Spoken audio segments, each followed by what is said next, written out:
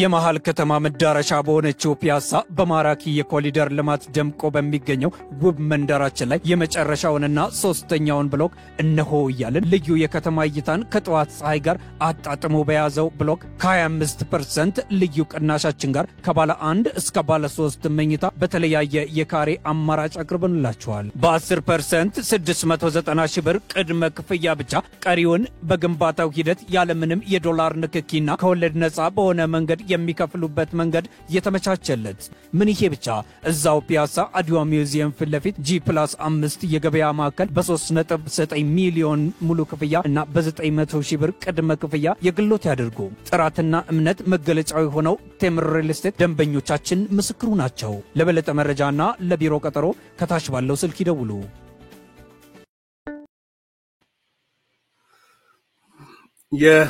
ጸረ አብይ አገዛዝ ትብብር ዲሞቢላይዝ ዲያስፖራ ለረጅም ጊዜያቶች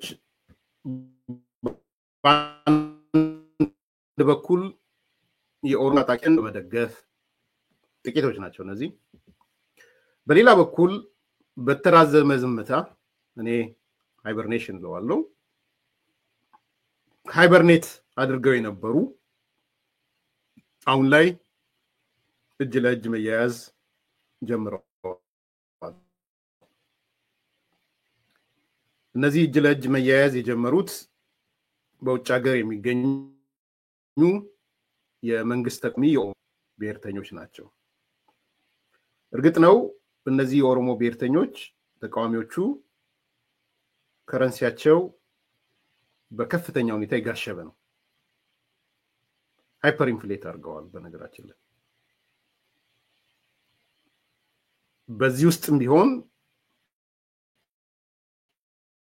በጋሸበው ውስጥ አንዳንዶቹ ተደናቅጠው ከጠፉበት እየሮጡ መጥተው መሰባሰብ እየተመለከትን ነው። በአሁን ሰዓት ድንገት ከእንቅልፋቸው የዋነኑ በሚመስል መልኩ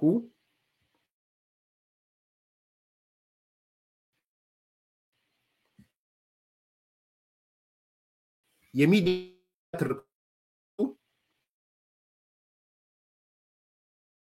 ምራት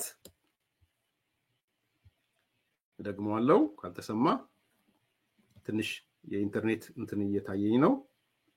በአሁን ሰዓት ድንገት ከእንቅልፋቸው የባነኑ በሚመስል መንገድ የሚዲያ ትርክቱን እና እነሱ ጸረ አብይ ያሉትን ትግል ለመምራት ወደፊት ለፊት መጥተዋል። ግሽበታቸው ሃይፐር ኢንፍሌሽን ነው። ዝም ብሎ ግሽበት አይደለም።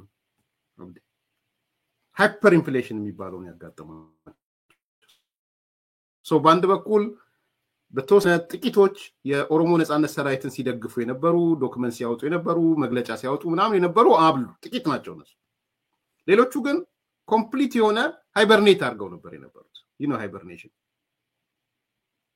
ከዛ ከሃይበርኔት ካረጉበት ነው የነቁት። ሲነቁ ግን ሊንቀሳቀሱ ሲሞክሩ ያገኙት ነገር ጋሽበው ነው ራሳቸውን ያገኙት። የጋሸቡ ናቸው። ሃይፐር ኢንፍሌት አድርገዋል። ይሄ የጋሸበው አካል ነው እየተንቀሳቀሰ ያለው።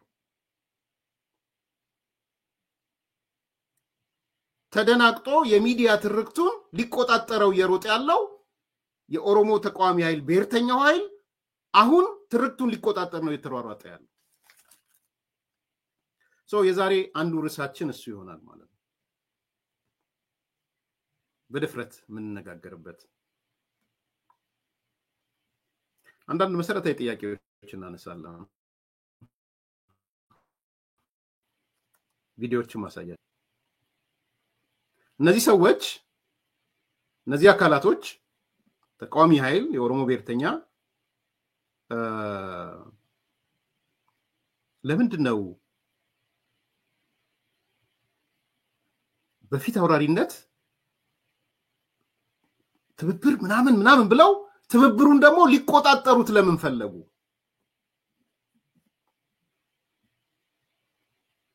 የአውቶቡሱን መሪ የትብብር አውቶቡስ የሚባል ስሙት የአውቶቡሱን ስትስሉት አውቶቡሱን ትብብር የሚል አውቶቡስ ሳሉና ብዙ ጊዜ በአውቶቡስ እንደምመስል ታውቃላችሁ ሶ የአውቶቡሱን መሪ ለመጨበጥ ለምን ፈለጉ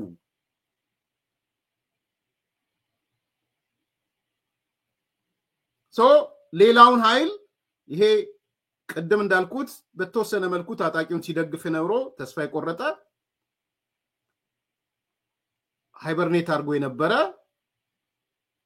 ዶርማንት ስቴጅ ያለው ጆን ታደሰ ዶርማንት ስቴጅ ላይ ነበረው ብንን ብሎ ከንቅልፉ እንደነቃ ሰው ወይም ይሄ አኮምፓቸር ምንድነው ይሄ ቻይናዎቹ እንትን እንደተመታ ሰው ብንን ብሎ መጥቶ ግን ሲያይ የድሮ ቁመና ላይ አይደለም ኢንፍሌት አድርጓል ኢንፍሌሽን አጋጥሞታል ሃይፐር ኢንፍሌሽን ኢንፍሌሽኑ ሶ በዛም መጠን ቢሆን ተሯሩጦ የትብብር በመትል አውቶቡስ ላይ የትብብሩን ፊት አውራሪነት ለመያዝ ያቺን አውቶቡስ መሪ ለመሆን ነው የተሯሯጠ ያለው ይሄ ለምን ሆነ ነው ጥያቄው አንደኛ ሮጦ መተው የአውቶቡሱ ሹፌር ነው ሊሆን የፈለጉት የትብብር የምትባለው አውቶቡስ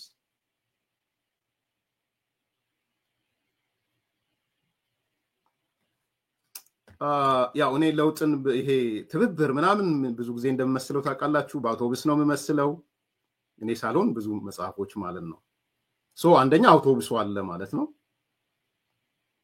ሁለተኛ የአውቶቡሱ ባለቤት አለ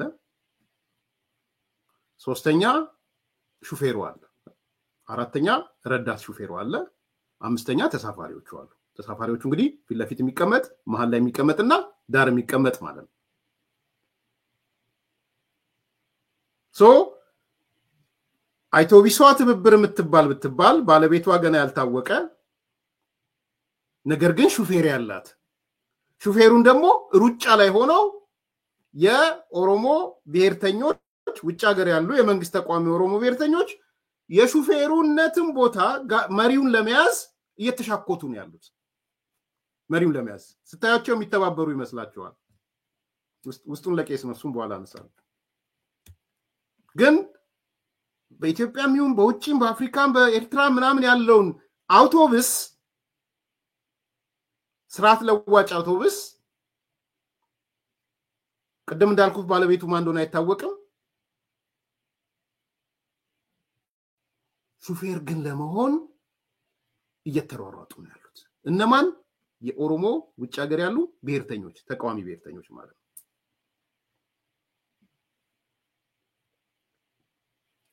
ሶ የአውቶቡሱ ሹፌር ለመሆን መሯሯጣቸው በግልጽ እየታየ ነው ማን ይሾፍራል ለወደፊት የምናየው ነው ማን አሸንፎ የቺ የስርዓት ለውጥ የተባለችውን የጸረ አብይ የተባለችውን አውቶቡስ የሚሾፍራት ማን ይሆን አቶ ጀዋር ይሆን እናያለን ዶክተር ጸጋይ ይሆን እናያለን እነማን ረዳት ይሆናሉ የሚሉትንም እንመለከታለን እናያለን እንፈልጋለን ረዳት ሹፌሮችም ማለት ነው አቶ ገዱ ይመጣ በረዳትነት ወይስ አቶ ልደቱን ይዞት ይመጣውን በረዳትነት እናያለን ለቀጣይ ረዳት ሹፌርም ስለሚፈልግ ማለት ነው እንቅስቃሴ ሶ አሁን ፍትጊያው የሹፌሩ መሪ ለመሆን ነው የሹፌሩ የአውቶቡሱን መሪ ለመጨበጥ ሶ የመሪ መጨበጥ ትግል ያለው በኦሮሞ ብሔርተኞች አካባቢ እንዳልኩት ነው ወይ አቶ ጀዋር ወይ እንደሆነ ዶክተር ጸጋይ ያ ቲም ይሆናል ወይ ይሄ ይሆናል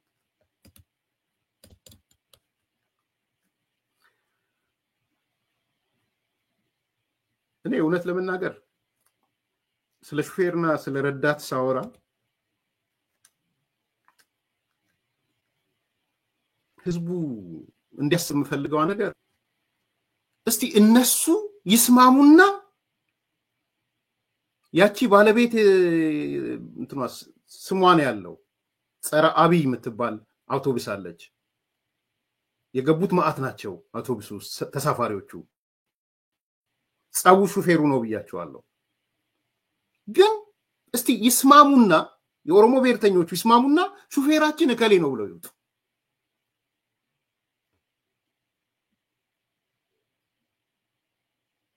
እስቲ በአንድ መድረክ እንያቸው መጀመሪያ። አሁን አቶ ጀዋርን ከዶክተር ጸጋዬ አራርሳ ጋር አንድ መድረክ ላይ እንየው። ምሳሌ ነው እየሰጠ ያለው። እዛ ውስጥ ካታጎሪ ልከቱት ትችላላችሁ።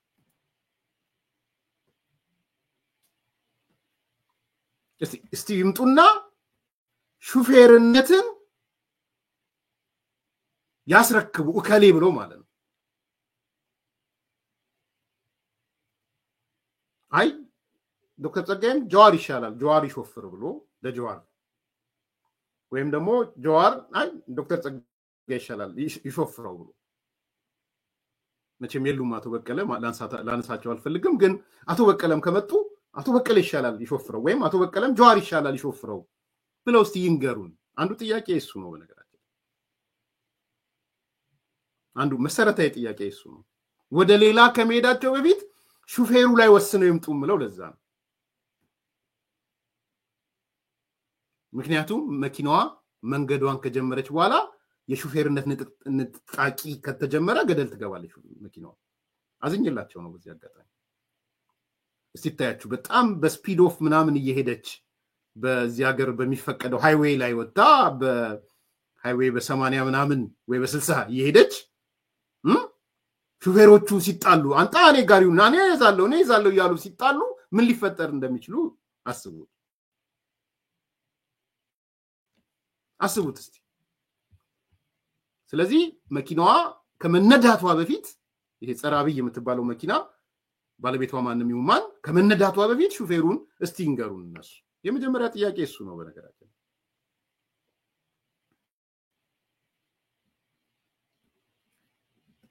ስለረዳት ሹፌሩ ብዙ ማለት ስለረዳት ሹፌሮች ብዙ ማለት አልፈልግም።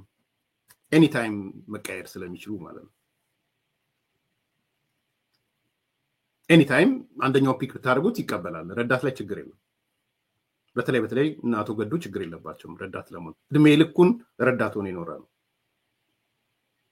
ሰው ችግር የለበትም። ረዳት አያሳስብም። ምናልባት ከአቶ ገዱ ውጭ ያለ ሌላ ቡራ ከረዩ የሚል ፍኖተ ካርታ ዝግቻለሁ ምናምን ዝግቻለሁ። የነዚህ የኦሮሞ ኃይሎች ሹፌሩነቱን አይዟትም እንደውም መያዝ ያለብን እኛ ነን ብለው የሚመጡ እንደነ ዘማሪ ደረጃ አይነት ካልመጣ በስተቀር እንደነ ሻለቃ ዳዊት አይነት ካልመጣ በስተቀር በእኛ ተርምና በእኛ ኮንዲሽን የምትሄድ አውቶቡስ ናት ካላሉ በስተቀር ብዙ ነገዱ ያስቸግራሉ ብያለሁ። ነገዱ ለረዳት ሹፌርነት ችግር የለባቸው። ኤኒ ታይም ረዳት መሆን ይችላሉ። ኤኒ ታይም መነሳት ይችላሉ። ኤኒ ታይም ኢንዶርስ ማድረግ ይችላሉ። ነገዱ እኛ እንኳን ስንጨቃጨቃቸው ባካችሁ ስልጣን የሚባል ነገር አለ ፓወር ባላንሱ በአማራና ኦሮሞ እንዲሆን ስልጣን ስንላቸው እኮ ፐርሰናሊ እኔ ስላቸው አይ የምን ስልጣን ነው አንተም ደግሞ ጠይቀን ጥያቄ የምን ስልጣን ነው የምን ፓወር ባላንስ ነው ይሄን ያለኝ ገዱ በአደባባይ ቪዲዮ አለ ሽፍታው ኤርሚያስ ምንድነው የምታወራው እኛ እንደዚህ አይነት የስልጣን ጥያቄ የለንም ስለሸፈትክ ይሆናል እንደዚህ የስልጣን ጥያቄ የምታነሳው ነው ያለኝ። አቶ ገዱ በመድረክ ላይ 2000 ሰው በላይ በተገኘበት መድረክ ላይ ገደለም ፓወር ባላንስ አርጉ የኦሮሞ ባለስልጣናትም እንዳይዋልጉ እንደ ቲፒኤልኤፍ እንዳይሆኑ እናንተም በኋላ እንዳታለቀቅሱ ስለዚህ ቼክ ኤንድ ባላንስ ለጊዜው ያለው ስልጣን ላይ ነው ህጋውጭ ተርጓሚው ጋር አይደለም ህግ አስፈጻሚው ጋር ነው ቼክ ኤንድ ባላንስ እባካችሁ ቼክ ኤንድ ባላንስ ፍጠሩ። እኔ ስመጣ መድረክ ላይ ባዴን እንደግፍ የመጣሁት ጠቅላይ ሚኒስትሩ ሲመጡ አልሄድኩም ወደ አዳራሽ ባዴኖች ሲመጡ ግን ሄጃለሁ። ማህበራዊ ማንነቴ አማራ ወይ ምናምን ስለሆነ አይደለም የሄድኩት እዛም ተናግሬያለሁ። ፓወር ባላንስ ያስፈልጋል ብዬ በወቅቱ ስለነበረ ፓወር ባላንሱ መፍጠር የሚችለው ደግሞ በአዴን እንበለው አዴፓ ነው ብዬ ስለማምን ነበር። ጽሁፍም የጻፍኩት እንደዛ ነው። ስለዚህ እባካችሁ የስልጣን ባላንስ ፍጠሩ። የስልጣን ብልግና እንዳይመጣ ስንላቸው ሽፍታው ኤርሚያስ ነው ያለኝ። እኔ ሽፍታው ኤርሚያስ አትስጋ፣ በሱ አትስጋ፣ ምንም ስጋት አይግባህ፣ አብይ ያሻግረናል። እኔ የሰማሁት ይሄንን ነው። 2000 ሰው የሰማው እሱን ነው። ከዛም በፐርሰናል አንድ ግለሰብ ቤት ተጋብዘን ሄደን ስንነጋገር እኔም ሌላም ሰው አብሮ ለዶክተር አምባቸው ተገዱ። ኧረ እናንተ ሰዎች የስልጣን ብልግና እንዳይመጣ ፓወር ባላንስ ያስፈልጋል። ባዴን ሁሌም ሁለተኛ፣ አዴፓ ሁሌም ሁለተኛ እየተባላችሁ ነው። ፕሊስ ስትሮንጉን እናውጡ፣ ፓወሩን ባላንስ አድርጉት አልናቸው። ዶክተር አምባቸውም ተመሳሳይ ነገር ነው የተናገረን። ነፍሱን ይማረውና ዛሬ እንዲህ ያለን ብዬ በህይወት በሌለ ሰው ላይ አልናገርም፣ ግን ተመሳሳይ ነገር ነው ያለው። እኛ እናምናለን። ይሄ ነው የሆነው። ዛሬ ድስት ጥዶ ያለቅሳል ገዱ አንዳርጋቸው። አክቹአሊ ምን የውጭ ጉዳይ ሚኒስትርም ተሰጥቶታል እኮ፣ ተሰጥቶትም ነው መስራት ያልቻለው። ከውጭ ጉዳይ በላይ ነገር የለም። እኛም የጠየቅነው ያኔ የኔ ኤክስትራ ነገር ሳይሆን ለምሳሌ ፖለቲካል መስሪያ ቤቶችን ለይተን አወጣን። ምንድነው ማለት ነው? ውጭ ጉዳይ፣ ደህንነት፣ ፌደራል ፓርቲ ጽህፈት ቤት፣ ጠቅላይ ሚኒስትር፣ ምክትል ጠቅላይ ሚኒስትር፣ ኢኮኖሚና ፋይናንስ ምናምን ፖለቲካሊ እና ኢኮኖሚካሊ ስትሮንግ የሚባሉ ተቋማትን እሱ ጋር ባላንስ አድርጉ ነው ያላቸው። ሳይሰጣቸውም አልቀረም። ውጭ ጉዳይ እኮ ተሰጥቶት ነበር አቶ ገዱ። እንዴት ከበሮ በሰው እጅ ያዝ ነው እንግዲህ የሚሉት ብዙ ሰው። በሰው እጅ ያዝ ያምር ሲይዙት ያደናግረው ነበር ነው የሰማሁት። ያላቅሙ ሊሆን ይችላል። ፓርቲ ጽህፈት ቤት ቢሰጡት ጥሩ ነበር። እኔ እንደው የብልጽግና ጽህፈት ቤት ኃላፊ ቢያደርጉት እስከ አይወጣም ነበር አቶ ገዱ። ያቃታል እሷን። የሆነ ሆኖ ወደ ነጥቤ ልመለስና ጸቡ ያለው በሹፌርነት ላይ ነው እንጂ በረዳ ሹፌርነት ላይ ችግር የለም፣ ጸብ የለም። ይሰካል፣ መሰካት ይችላል። አሁን ያለው ጸብ ማን ሹፌር ይሁን ከኦሮሞ ብሔርተኛው፣ እሱ ነው ትግሉ።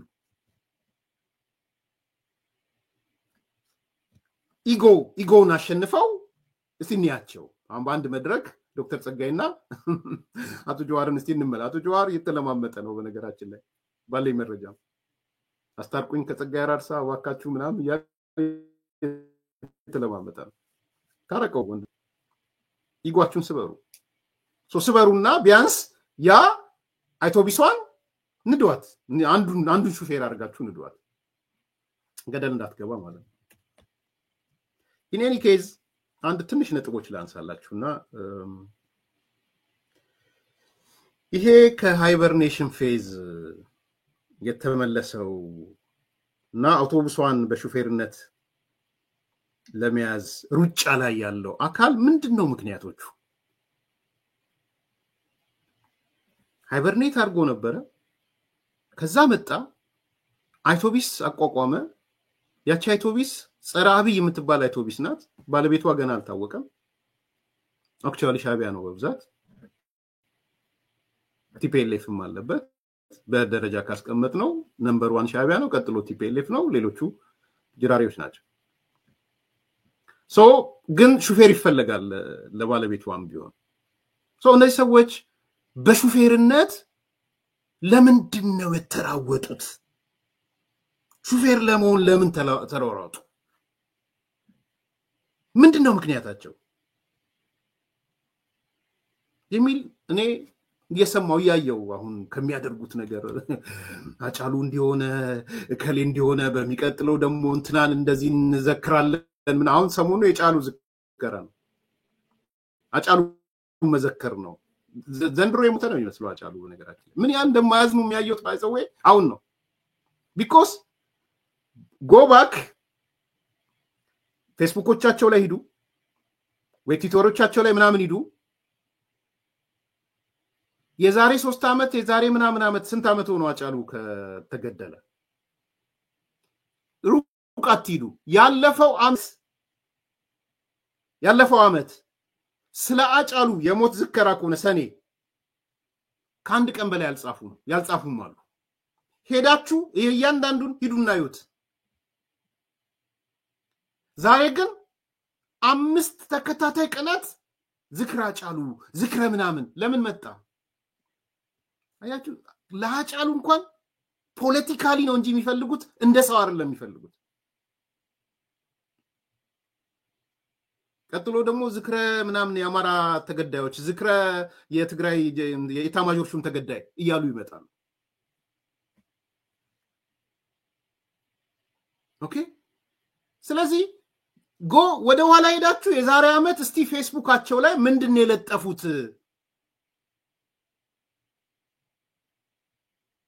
ብላችሁ ይዩት።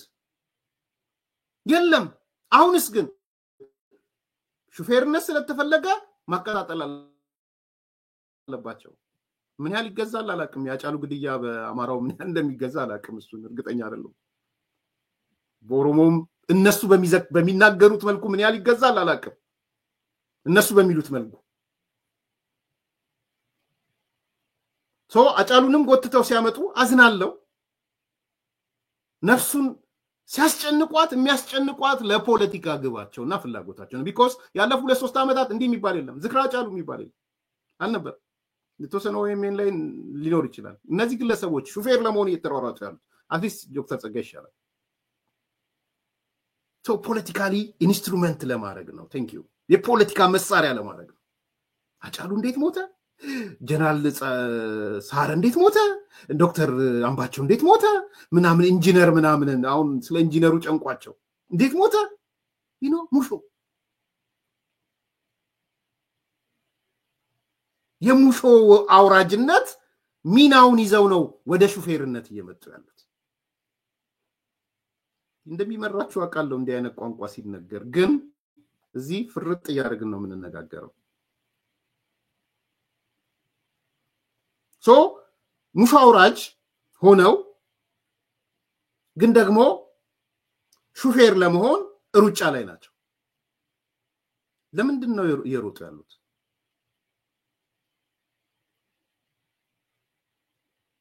ለምንድን ነው እየሮጡ ያሉት? እነዚህ ላይ ትንሽ 6-7 ምክንያቶች ይታየኛል። የዘሴስ አጠቃላይ 6 ይታዩኛል። ምክንያት 1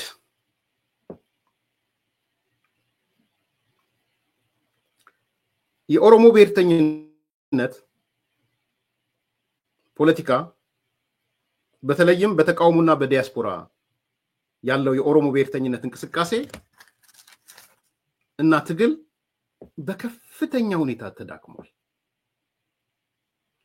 ለዚህ ነው አውቶቢሷ ባለቤት የሌላት ፕሮባብሊ ሻቢያ ትልቅ ሼር ያለው ሼርሆልደሩ ትልቅ ሼርሆልደሩ ሻቢያ ሆነበት፣ ቀጣዩ ሼርሆልደሩ ቲፒኤልኤፍ ሆነበት። እነሱ በትንሹ ሼርሆልደር የሆኑባት አውቶቡስ ስያሜዋ ምንድነው? ጸረ አብይ የምትባል አውቶቡስ ባለቤትነቱ ቅድም ያልኳችሁ በሼርሆልደር የተያዘ ሹፌር ለመሆን የሚራሯጡት አንዱና መሰረታዊ ምክንያት የኦሮሞ ብሔርተኝነት የተቃውሞ ብሔርተኝነት ተዳክሟል። አንዱ ምክንያታቸው እሱ ነው። የራሳቸውን አውቶቡስ መዘወር አይችሉም። ድሮ ያኔ በህዋት በነበረ ጊዜ የህዋት የበላይነት በነበረ ጊዜ የኛን አውቶቡስ ማኛነን ምን ዘውረው ብለው እንደሚዘውሩት የራሳቸውን አውቶቡስ መንዳት አይችሉም። የላቸውም አውቶቡስ። አሁን ተቀጣሪ ናቸው የሹፌር የአውቶቡስ። ቢኮዝ የነሱ አውቶቡስ ሞተሩም ወርዷል፣ አይሰራም። ሞተር ወርዷል። ስለዚህ ሌላ አውቶቡስ አለ፣ ጸረ አብይ የሚባል አውቶቡስ ባለቤቱ በሼርሆልደር ያለ ትልቁ ሼርሆልደር ሻቢያ፣ ቀጥሎ ያለው ሼርሆልደር ህወሓት፣ እነሱ ትንንሽ ኮንትሪቢዩት ያደርጉበት ሹፌርነት ነው እየተቀጠሩ ያሉት። የራሳቸው መኪና የላቸው፣ የራሳቸው አውቶቡስ የላቸው። ለምንድን ነው የሌላቸው? ቢኮዝ የኦሮሞ ብሔርተኝነት ተቃውሞ ውስጥ ተውጪ ያለው ተቃዋሚነት በብሔርተኝነት ትግል ውስጥ ፍጹም ተዳክሟል።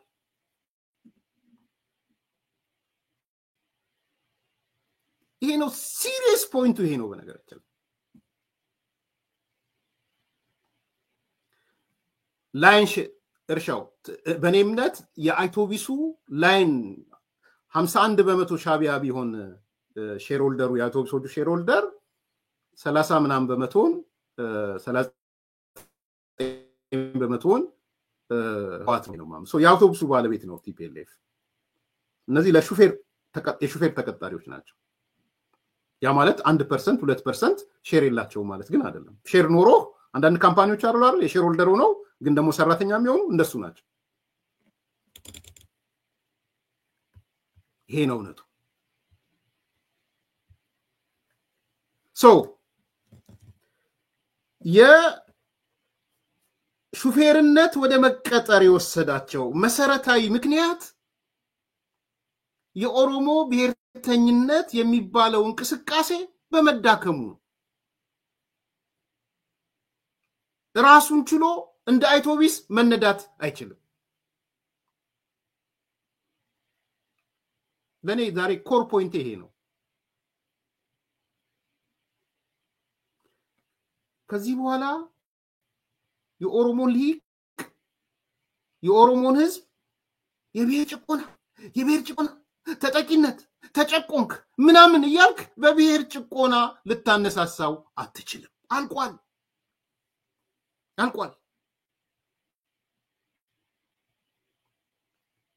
የብሔር ጭቆና ዋነኛ የማታገያ ስልት ሆኖ ቁልፍ የትግል ስልት ሆኖ መቀጠሉ በኢትዮጵያ ፖለቲካ ውስጥ ወደ ሞት ይሄደ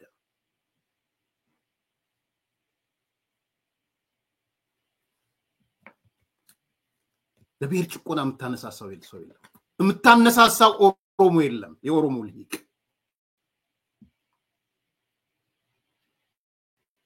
እስቲ እናነሳሳዋለን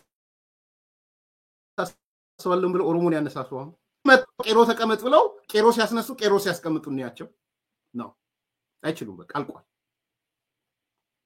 የሆነ ኤክሰፕሽናል የሆነ ነገር ካልተፈጠረ በስተቀር የኦሮሞ ቄሮ ተነሳ ተቀመጥ አበደን አልቋል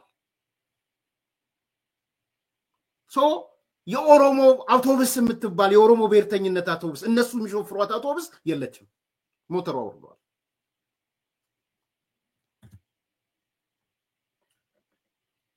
ሞተር የወረደ ደግሞ ሊነዳ አይችልም ስለዚህ የኦሮሞን ወጣት የኦሮሞን ሊቅ የብሔር ጭቆና የአማራ ገዢ መደብ የምናምን አህዳዊነት ምናምን ይያልክ ልታስነሳው አትችልም አሁን የትላንት ስራ ሊመጣብነው ምናምን ልትለው አትችልም መርምሩት ውስጥ ግቡና በደንብ መርምሩት ኤርሚያስ የሚናገረው ልክ ነው ልክ አይደለም ወደ ውስጥ ገብታችሁ መርምሩት እኔ ባለኝ አንደርስታንዲንግ ግን ከዚህ በኋላ ቄሮ ተነሳ ቄሮ ተቀመጥ የሚባል የብሔር ጭቆና ገፊ ሆኖ የቅድሚያ ማታገያ ሆኖ አይመጣም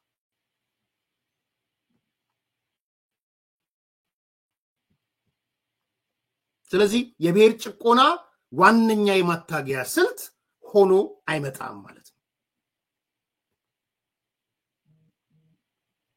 ዲያስፖራውም እንደዛ ነው ያጋጠመው ዲያስፖራው ዲሞቢላይዝ ሆኗል ሲለን ዶክተር ጸጋይ አራርሳ ዲሞቢላይዝ ሆነው እውነቱን ነው እሱ በተገለጸው ኢንተርፕሪቴሽን ነው አይደለም ሌላ ጉዳይ ግን ዛሬ መርዶ ተናግሯል ዶክተር ጸጋይ ዲያስፖራው የኦሮሞ ነው ባይዘው ዝም ብሎ ዲያስፖራ አለ እንጂ የኦሮሞ ዲያስፖራ ዲሞቢላይዝ ሆኗል ዲሞቢላይዝ ብቻ አይደለም መሳሪያውን ተነጥቋል ዲዲአር ውስጥ ገብቷል በነገራችን ላይ የኦሮሞ ብሔርተኛው ዲዲአር ውስጥ ገብቷል is not necessarily clash ማለት አይደለም ስንቁንም ነው ያስረከበው እኔ ገባኝ እሱ ነው so it's not only demobilize ዲዲአር ውስጥ ገብቷል አሁን ዶክተር ጸጋይ በነሳው ኮዞች ግን አይመስለኝም ሊኖርበት ይችላል ብዙ ሊኖርበት ይችላል ጥቅም በማግኘት መሬት በማግኘት ኢትዮጵያ መመላለስ በመፈለግ ምናምን ሊሆን ይችላል ያ ፓርቲ የለውም ይያልኩ አይደለም ነገር ግን ከዚህ በኋላ የብሔር ጭቆና ተብሎ የብሔር ጭቆና ብለህ ልታስነሳው የምትችል ቄሮ ተቀመጥ፣ ቄሮ ተነሳ፣ ቄሮተኛ የለም። ይሄ ነው ወሳኙ ጥያቄ።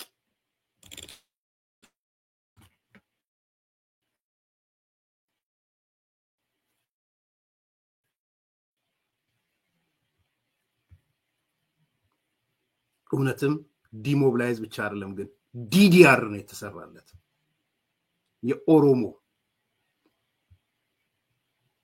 ያምናለው። ይሄ የካን ስራ ነው። ዳያስፖራ እንደምታውቀው አብዛኛው ዲሞብላይዝድ ሆኗል። ምክንያቱም አብዛኛው ኮኦፕትድ ስለሆነ ወዶም ኮኦፕትድ ይሆናል። ዳያስፖራ ምን ማለት ነው? ያው ለዘመናት ሲደክም የቆየበትን ገንዘብ ምናምን ጡረታ ሲወጣ ሀገሩ ሲገባ የሚያርፍበት ቤት ለመፈለግ ብሎ ሀገር ቤት ሄዶ ኮምፕሮማይዝ የሆነ መሬት ተቀብሎ ቤት ተቀብሎ ብድር ወስዶ ግንባታ የጀመረ ምናምን በስቷል። ይሄ በ2018 አንዱ የሆነው ይሄ ነው። ይሄ ዲሞብላይዝ ያደረገው ብዙ ህዝብ አለ። ዛሬም ደግሞ ተስፋ አድርገው የሚጠብቁ አሉ። ለውጥ ከመጣ እኛ ደግሞ በጊዜያችን እናተርፋለን፣ የእነንትናን ዘርፈን እንደዚህ እናደርጋለን ብለው የሚያስቡ በዚህ ስሌት ታጋይ መስለው የሚቀርቡ ሰዎችም እንዳሉ እናውቃለን። ለጊዜው ለውጥ ስላልመጣ ምንም አላተረፉም፣ ዲስኢሉዥንድ ሆነው እንዲሁም ሮጠው ደግሞ ተመልሰው ወደ ብልጽግና የሚገቡም እንዳሉ እናውቃለን።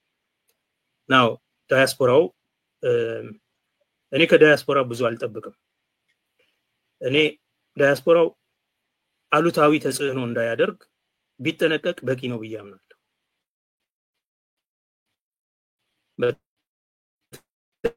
በተለይ ደግሞ የተለያዩ ግጭት እንዳይፈጠር ጥንቃቄ ቢያደርግ አሉታዊ ተጽዕኖውን ቢቀንስ አይ ቲንክ እሱ በጣም ብዙ ጥቅም አለው ብዬ አምናለሁ። ሁላችንም የኛ ያዋጣል የምንለውን የምንደግፈውን የፖለቲካ ፓርቲ በገንዘብም በምንም ልንደግፍ እንችላለን። ከኛ ሰፈር ሲያልፍ ግን ኦፍ ኮርስ የፖለቲካ ትብብሩ ሲጀመር ይሄንን ማቀናጀቱ ቀላል እየሆነ ይሄዳል። ግን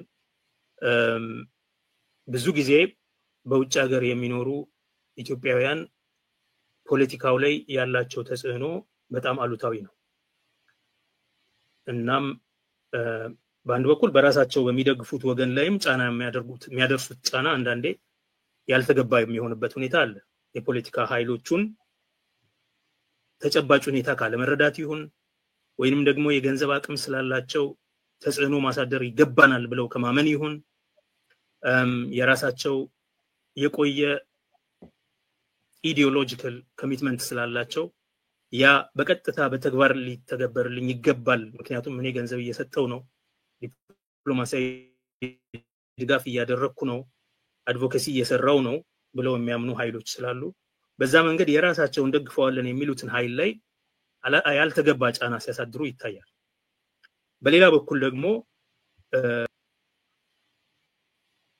ይሄ ነው እውነቱ። ይበቃቸዋል። ዛሬ ፍርጥ ያደረገው ዶክተር ጸጋዬ አራርሳ ይሄንን ነው። እንዳልኩት ኮዙን እየተስማማው አይደለም። እሱ እንደሚለው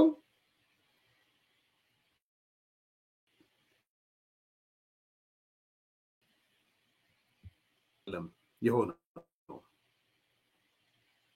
ገንዘብ ስለሚፈልግ ዲያስፖራው የሆነ ነገር ስለሆነ ኮፕትድ የሆነበት የጥቅማ ጥቅሞቹ እንደዛ አንደኛ ነውር ነው። እውነት ለመናገር ዶክተር ጸጋዬ ያው ነውር አያውቅም። እሱ አያውቀዋል። መሳደብን የሆነ ነገርን እውቀት አለው ምን አለው፣ ግን መሳደብንም እንደ እውቀት የሚወስድ ነው። በግልጽ የተናገረ የመሰለው እኔ እሱ ላይ ለጊዜው አልገባም። ዲያዘር ሳይድ በቃ ዲያስፖራ ያለው ኦሮሞ የብሔርተኝነት እንቅስቃሴ በቃ አልቆለታል። እውነታው እሱ ነው። የትግራይ ብሔርተኞች ያጋጠማቸው ጣፋንታ ነው በህወሓት ዘመን። በነገራችን ላይ ይሄ እውነት ነው። የህወሓት ብሔርተኞች የትግራይ ብሔርተኞች በህወሓት ዘመን አይታችኋል? ድምጻቸው ነበረ አልነበረም? ልክ ነው ልክ አይደለም ሌላ ጉዳይ ነው። ኦሮሞ ነው ስልጣን ላይ ያለ። አዎ ብዙ ኦሮሞ ስልጣን ላይ ያለ። ይሄ በአይን የሚታይ ነው፣ የሚካድ አይደለም። በነገራችን ላይ ጠቅላይ ሚኒስትሩ ኦሮሞ ነው፣ እናንተ ፖለቲካ ነው አይደለም ብትሉ ፖለቲካል ኦሮሞ ነው ማህበራዊ ነው ብላ ብትከራከሩ ጠቅላይ ሚኒስትሩ ኦሮሞ ነው። ዛሬ ኦሮሚያ ክልል የሚያስተዳድረው ሽመልስ አብዲሳ ኦሮሞ ነው። ምስለኔ የተመድቦለት አይደለም፣ በደረቱን ነፍቶ ነው የሚያስተዳድረው። ጎጥ ነው፣ ጸረ ዴሞክራት ነው ምናምን ሌላ ጉዳይ ነው። ዛሬ በሽመልስ አብዲሳ ላይ ተመልሰ መጣ ኦሮሞ ያስተዳደረው አይደለም ብልትል አትችልም የኦሮሞ ጨቋኝ ያስተዳደረው ሊሆን ይችላል የኦሮሞ ገዳይ ያስተዳደረው ሊሆን ይችላል ሶ የብሔር ጭቆና አልቋል በመስለኔ በምናምን ልትል አትችልም ህወሓት መጥቶ ገደለኝ እንደዚህ ልትል አትችልም እንዳልኩት ነው የኦሮሞ ብሔርተኞች ያጋጠማቸው አዳ የትግራይ ብሔርተኞች በህወሓት ዘመን ያጋጠማቸው ተጠቃሚነት የለም ወይ አለ ነት ማይራይ ነው ተጠቃሚነት በነገራችን ላይ ሪላቲቭ ነው አንጻራዊ ነው ተጠቃሚነት የሚጠቀም ይኖራል በደንብ ለማገኘት ነው የሚቆመው ስለዚህ ያኔ የትግራይ ብሔርተኛው ከተጠቃሚነትም ከምንም አንፃር ያጋጠመው ዛሬ ኦሮሞ ብሔርተኞች ያጋጥማቸዋል ሌላው በጥርጣሬ ነው የሚመለከታቸው በከፍተኛ ጥርጣሬ የስም ለውጥ ነው በነገራችን ላይ በተቃውሞ ላይ ያለው የስም ለውጥ ነው ለምሳሌ ምናልባት ትላንትና ዶክተር አረጋይ በርሄ የዛሬው ዶክተር ጸጋዬ አራርሳ ሳያይዞ እየገባችሁ ነው የትላንትናው ዶክተር አረጋይ በርሄ የዛሬው ዶክተር ጸጋዬ አራርሳ ነው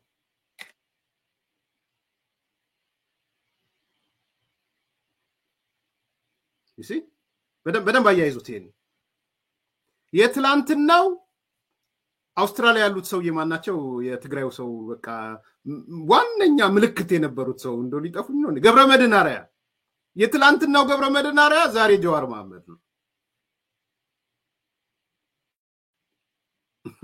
ሱና አቅም ያነሳው አይደለም ሲምቦሊክ ነው ያረኩት ያለው ሶ የትላንትናው ገብረመድህን አርአያ ዛሬ ለአማራው ብትወስዱ ጀዋር መሐመድ ነው ነውም እርግጠኛ አይደለም በዚህ አጋጣሚ አይ ዶንት ቲንክ የገብረመድህን አርአያ ራሱ ያህል ቫልዩ አለው ይጠራጠራለሁ እንትን ቅቡልነት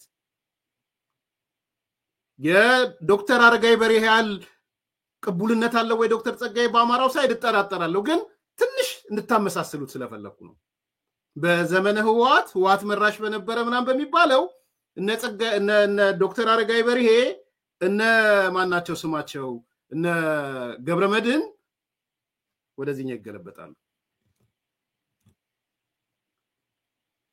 ሶ መጠቀም ፈልገው የገቡ አይኖሩም ይኖራሉ ዋናው ግን እሱ አይደለም ዛሬ የኦሮሞ ወጣት የብሔር ጭቆና አለ ብሎ ልታነሳሳው አትችልም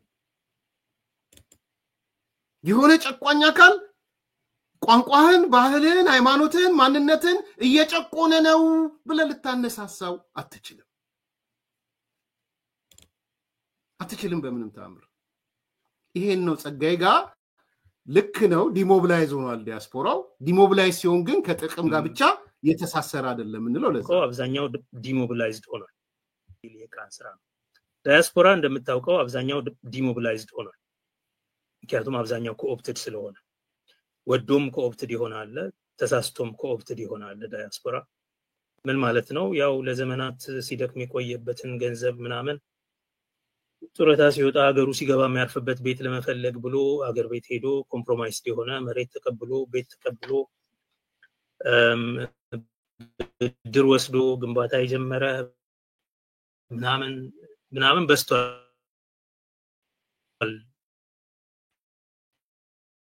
2018 ወዝባለ ወጥ ከመጣ እኛ ደግሞ በጊዜያችን እናተርፋለን የነንተናን ዘርፈን እንደዚህ እናደርጋለን ብለው የሚያርስቡ በዚህ ስሌት ታጋይ መስለው የሚቀርቡ ሰዎችም እንዳሉ እናውቃለን ለጊዜው ለውጥ ስላልመጣ ምንም አላተረፉም ዲስኢሉዥንድ ሆነው እንደውም ሮጠው ደግሞ ተመልሰው ወደ ብልጽግና የሚገቡም እንዳሉ እናውቃለን እኔ ከዳያስፖራ ብዙ አልጠብቅም እኔ ዳያስፖራው አሉታዊ ተጽዕኖ እንዳያደርግ ቢጠነቀቅ ይበቃል ሶ አንደኛው ምክንያት በደንብ ያዙልኝ ምንድነው ያልኳችሁ ሹፌር ለመሆን የመጡት የሌላ አውቶቡስ የሚባል አለ። የአውቶቡሱ ስያሜ ምንድነው? ጸረ አብይ የሚባል አውቶቡስ ነው። አውቶቡሱ ላይ የተጻፈው ባለቤቱ ማን ነው? ሼር ሆልደሮች ናቸው። የአውቶቡሱ ባለቤት ማን ነው? ትልቁ ላይን ሼር አንበሳ ድርሻ ሼር ሆልደሩ ሻቢያ ነው። ቀጥሎ ሼር ሆልደሩ ቲፒኤልኤፍ ነው። ሌሎቹ ትንሽ ትንሽ ሼር ሆልደር አላቸው፣ ግን ለተቀጣሪነት ነው የመጡት፣ ለሹፌርነት ነው የመጡት። ስለዚህ መጀመሪያ የራሳቸውን አውቶቡስ ትተው ወደዚህኛው ጸረ አብይ ወደሚባለው አውቶቡስ ሻቢያ ወደ ላይን ሼር ወዳለው የመጡበት መሰረታዊ ምክንያት የኦሮሞ ኃይሎችን፣ የኦሮሞ ልሂቃንን፣ የኦሮሞ ወጣቶችን ከዚህ በኋላ ቄሮ ተነሳ፣ ቄሮ ተቀመጥ ብለህ ልታሰማራው፣ ልታነቃቃው፣ ልታነሳሳው አትችልም። የኦሮሞ ጭቆና፣ የብሔር ጭቆና፣ ባህል ተጨቆነ፣ ሃይማኖት ተጨቆነ፣ ማንነት ተጨቆነ፣ ቋንቋ ተጨቆነ፣ እሴት ተጨቆነ፣ ምናምን ብለህ ገዳ ተጨቆነ ምናምን ብለህ ልታነሳሳው አትችልም። ትችላለህ ካላችሁ ጻፉልኝ።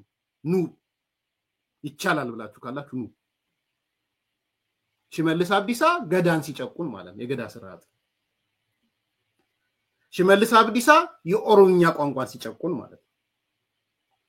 ሽመልስ አብዲሳ የኦሮሞ እሴቶችን ሲጨቁን ማለት ነው። ሲምቦሊክ ነው ሽመልስ ወይም ዶክተር አብይ። በዚህ መልኩ ወይም ሽመልስ አብዲሳ እነሱ ለሚሉት የአማራ ገዢ መደብ ተንበርካኪ ሲሆን፣ ሽመልስ አብዲሳ የትግራይ ገዢ መደብ የህወሓት የሚባለው ተገዢ ሲሆን፣ ምስለኔ ሲሆን፣ አስቡት። ይሄን ይቻላል? ፖሲብል ነው አይደለም? ማነሳሳት አይቻልም። በዚህ አንደኛው እውነት እሱ ነው። የብሔር ጭቆና በሚል ማነሳሳት አይቻልም። ቁልፉ ነጥብ ማጠንጠኛው ይሄ ነው። ወደ ኢኮኖሚ ሽፍት ያደርጉት በዛ ነው። ኦሮሞ በማንነት ተገፋ፣ ኦሮሞ በማንነት እንዲደረሰብህ ኦሮሞ ሊሉ አይችሉም። ከዚህ በኋላ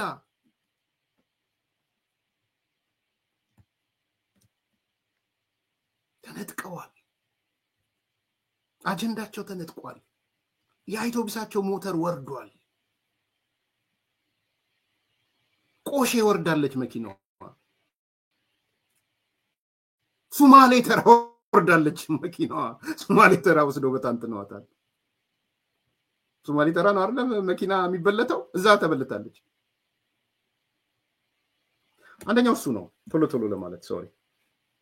ሁለተኛው እነዚህ ሰዎች ኦኬ ኦሮሞን በብሔር ጭቆና ማነሳሳት አንችልም፣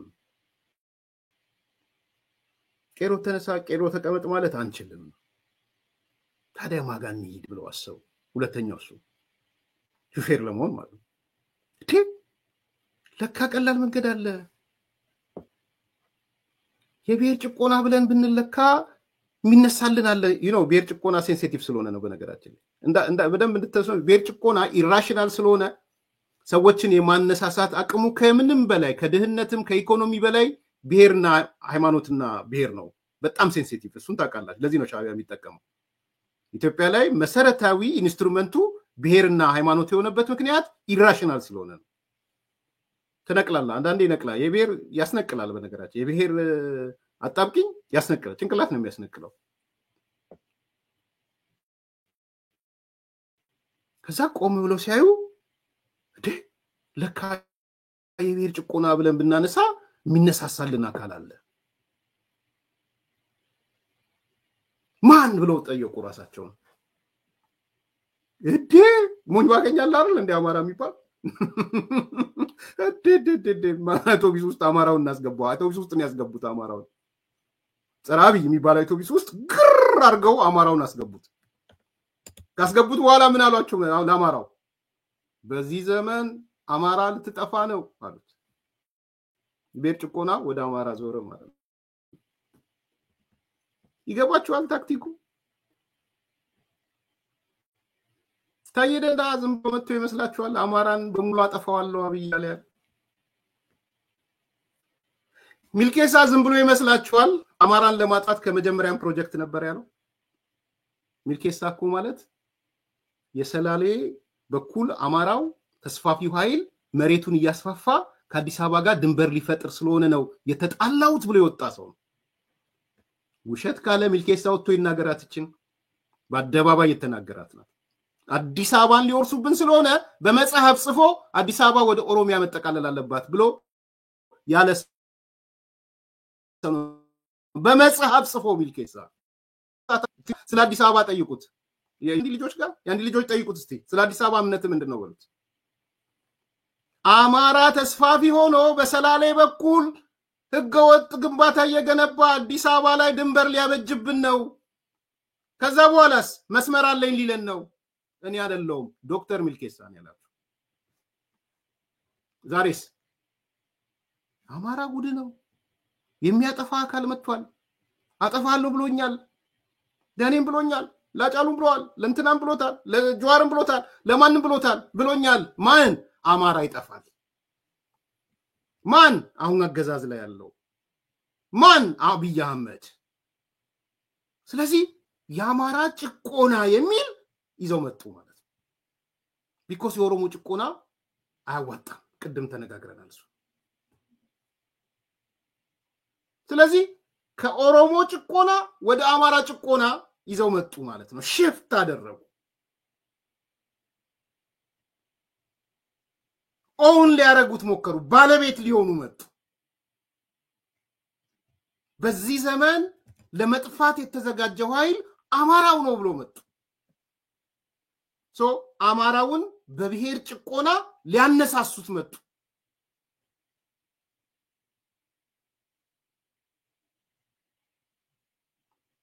ኢማጂን ሊያነሳሱት ተጨቁናል አሉት። ልትጠፋ ነው አሉት። አሁን ያለው ስርዓት በፍጥነት አጠፋቸዋለሁ ካሉ አካላት እናንተ ናችሁ አላቸው። ይሄን ደግሞ ሰምተናል፣ ነግሮናል፣ ብሎናል። ማን? አብይ ነግሮናል፣ አብይ ብሎናል።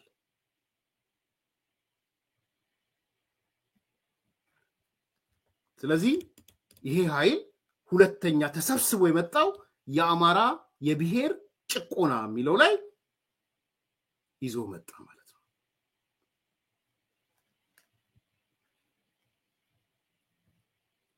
አንደኛ ይሄ የአማራ ብሔርተኝነት ላይ ትልቅ ሚና እንደነበራቸው ከዚህ በፊት አንስቼላችኋለሁ።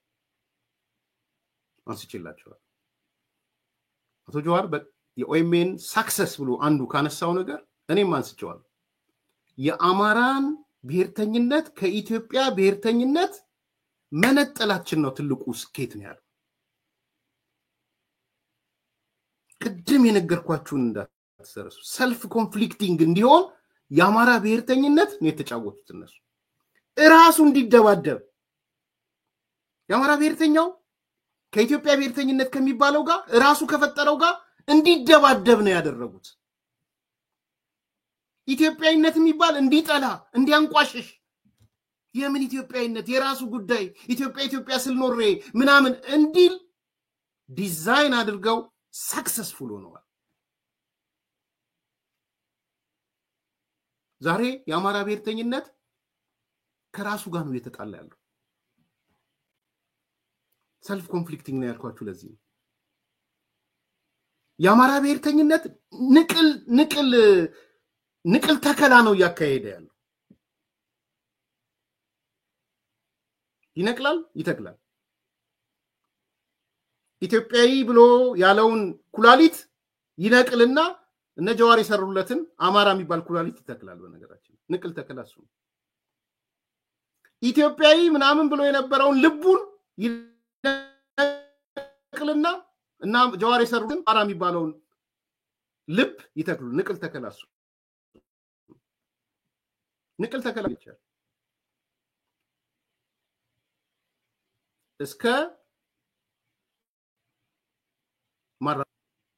እስከ ማራቢያው ድረስ ነው ንቅል ተከላ የሚካሄደው። ማራቢያው ድረስ ከዛ በላይ ማውራት አለ። እስከ ማራቢያው ኦርጋን ድረስ ነው ንቅል ተከላ እያካሄደው።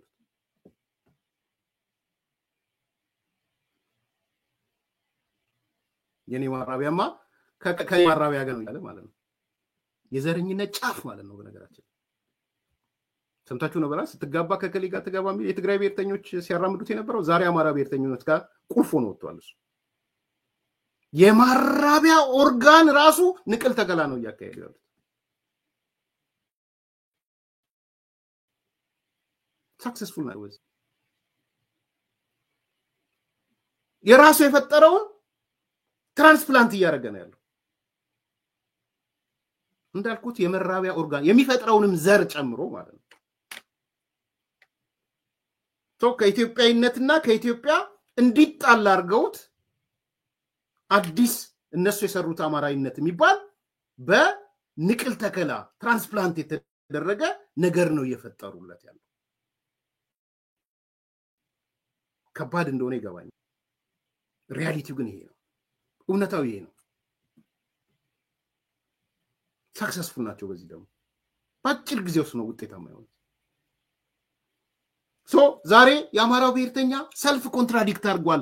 ከራሱ ጋር ነው የሚጣላው። ሰልፍ ኮንፍሊክት አድርጓል። ደን አሁን ምን መጡለት? የአማራ የብሔር ጭቆና ሚል ይዘውለት መጥቷል። እንደ ብሔር ነው የምትጨቆነው፣ እንደ ብሔር ነው ልትጠፋ የተዘጋጀው።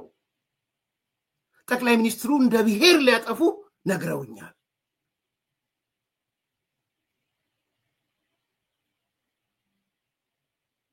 ስለዚህ ልትጠፋ ነው። ጭቆና ብቻ አይደለም፣ ኤክስትኒክት ልትሆን ነው። ከምድረ ገጽ ልትጠፋ ነው። ይሄ ደግሞ ሚልኬሳም ሰምቷል። ከሚልኬሳ በፊት ኦሮሞ ጽንፈኛ የኦሮሞ ብሔርተኛው ታዬ ደንዳም ሰምቷል። ኧረ እኔ ጀዋርም ሰምቻለሁ አለ። ጀዋር ቀጠለ። በስ ቤቴሌም ስትናገር ሰምቻቸዋለሁ። ይሄን ሲል መቼም ይከፋቸዋል ቢል እንኳን ይደሰታል። ባይዘው እንደዛ ቤት ይልክናል። ልባቸውን ስለሚያውቅ ነው። ካላቸው እንኳን ጠቅላይ ሚኒስትሩ አላቸው ብዬ አላምንም። ካላቸው እንኳን የታዬ ደንዳን ልብ ስለሚያውቀው የሚልኬሳን ልብ ስለሚያውቀው ነው። ካላቸው እንኳን በሚለው ያዙልኝ። በጣም እንደሚደሰቱ ስለሚገባው ማለት ነው።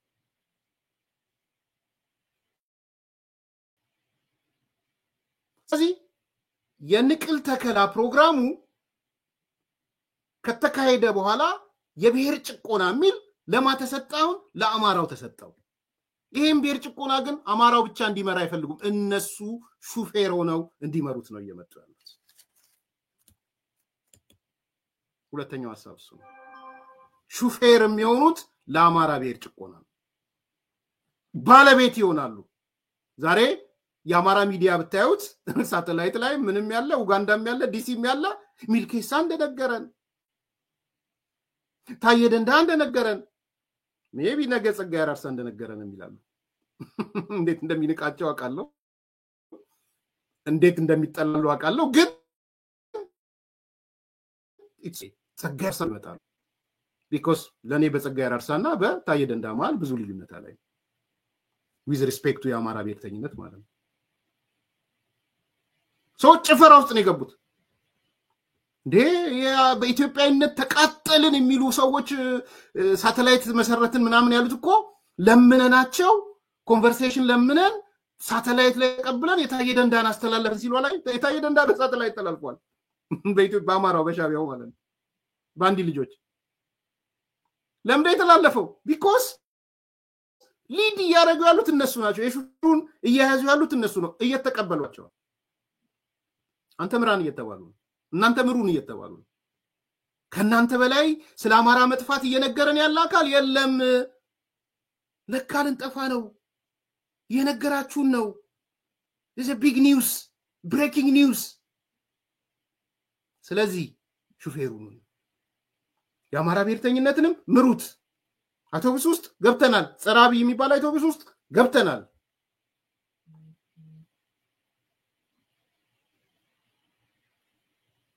ሁለተኛው ምክንያት ይሄ ነው።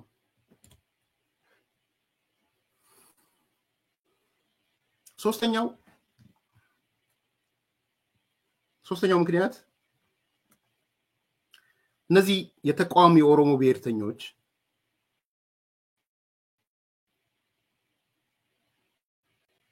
በጣም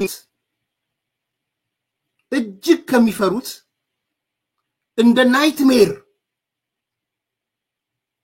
እንደ ሌሊት የሚያባንናቸው የአማራ ብሔርተኝነት ነው። በነገራችን ላይ ሶስተኛው ነጥብ እሱ የአማራ ብሔርተኝነት እንቅልፍ አያስተኛቸው፣ ናይትሜራቸው።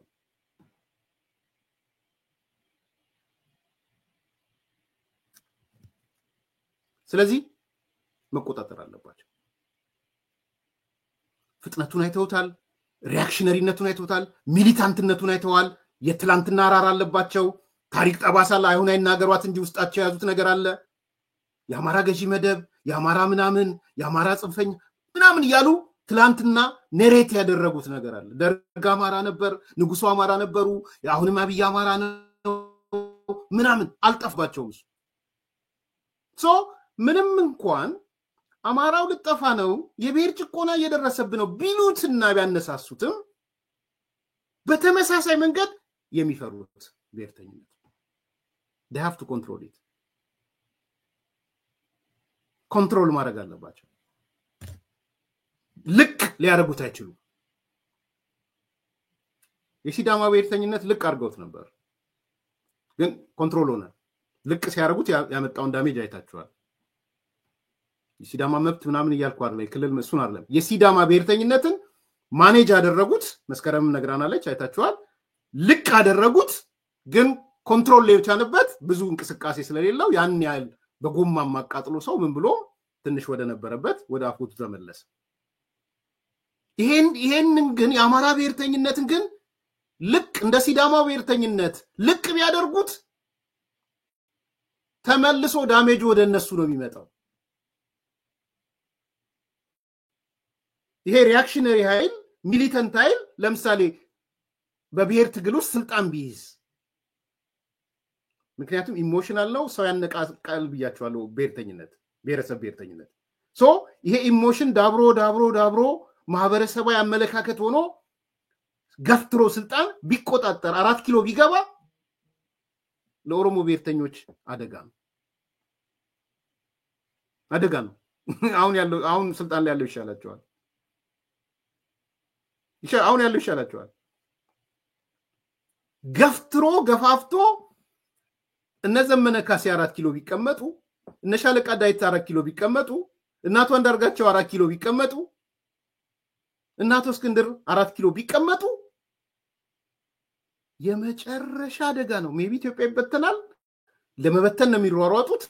ሲበተን ግን ጤናማ ብትና አይደለም የሚሆነው።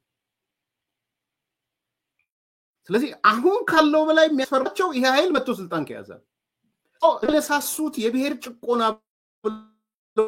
የሚያነሳሱት ስልጣን ላይ ግብ እንዲያደርግ መዳረሻው ስልጣን። ስለዚህ they have to control it። ጠርሙሱን በጥሶ የሚወጣ ጂኒ እንዲሆን አይፈልጉም። በምንም ተአምር ጠርሙሱን የበጠሰ ጂኒ ለነሱ አንኮንትሮልድ የሆነ ጂኒ አደገኛ። ስለዚህ ጠርሙሱ ውስጥ ያለ ጂኒ ነው የሚያደርጉት። ትልቅ ጠርሙስ ሊያደርጉት የጠርሙሱን ሳይዝ እያሳደጉት ሊሄዱ ይችላሉ፣ ውፍረቱንም ጠርሙሱንም። ገፍቶ ግን አይፈነዳም፣ ገፍቶ አይገነፍልም። ሶ ኮንትሮል ሊያደርጉት ይፈልጋሉ ማለት ነው። ለዚህ ነው ሹፌሩን ጸረ አብይ የምትባለውን አውቶቡስ ሹፌር መቆጣጠር የፈለጉት። ባክፋየር ያደርጋል። እውነት ነው። አራተኛው ምክንያት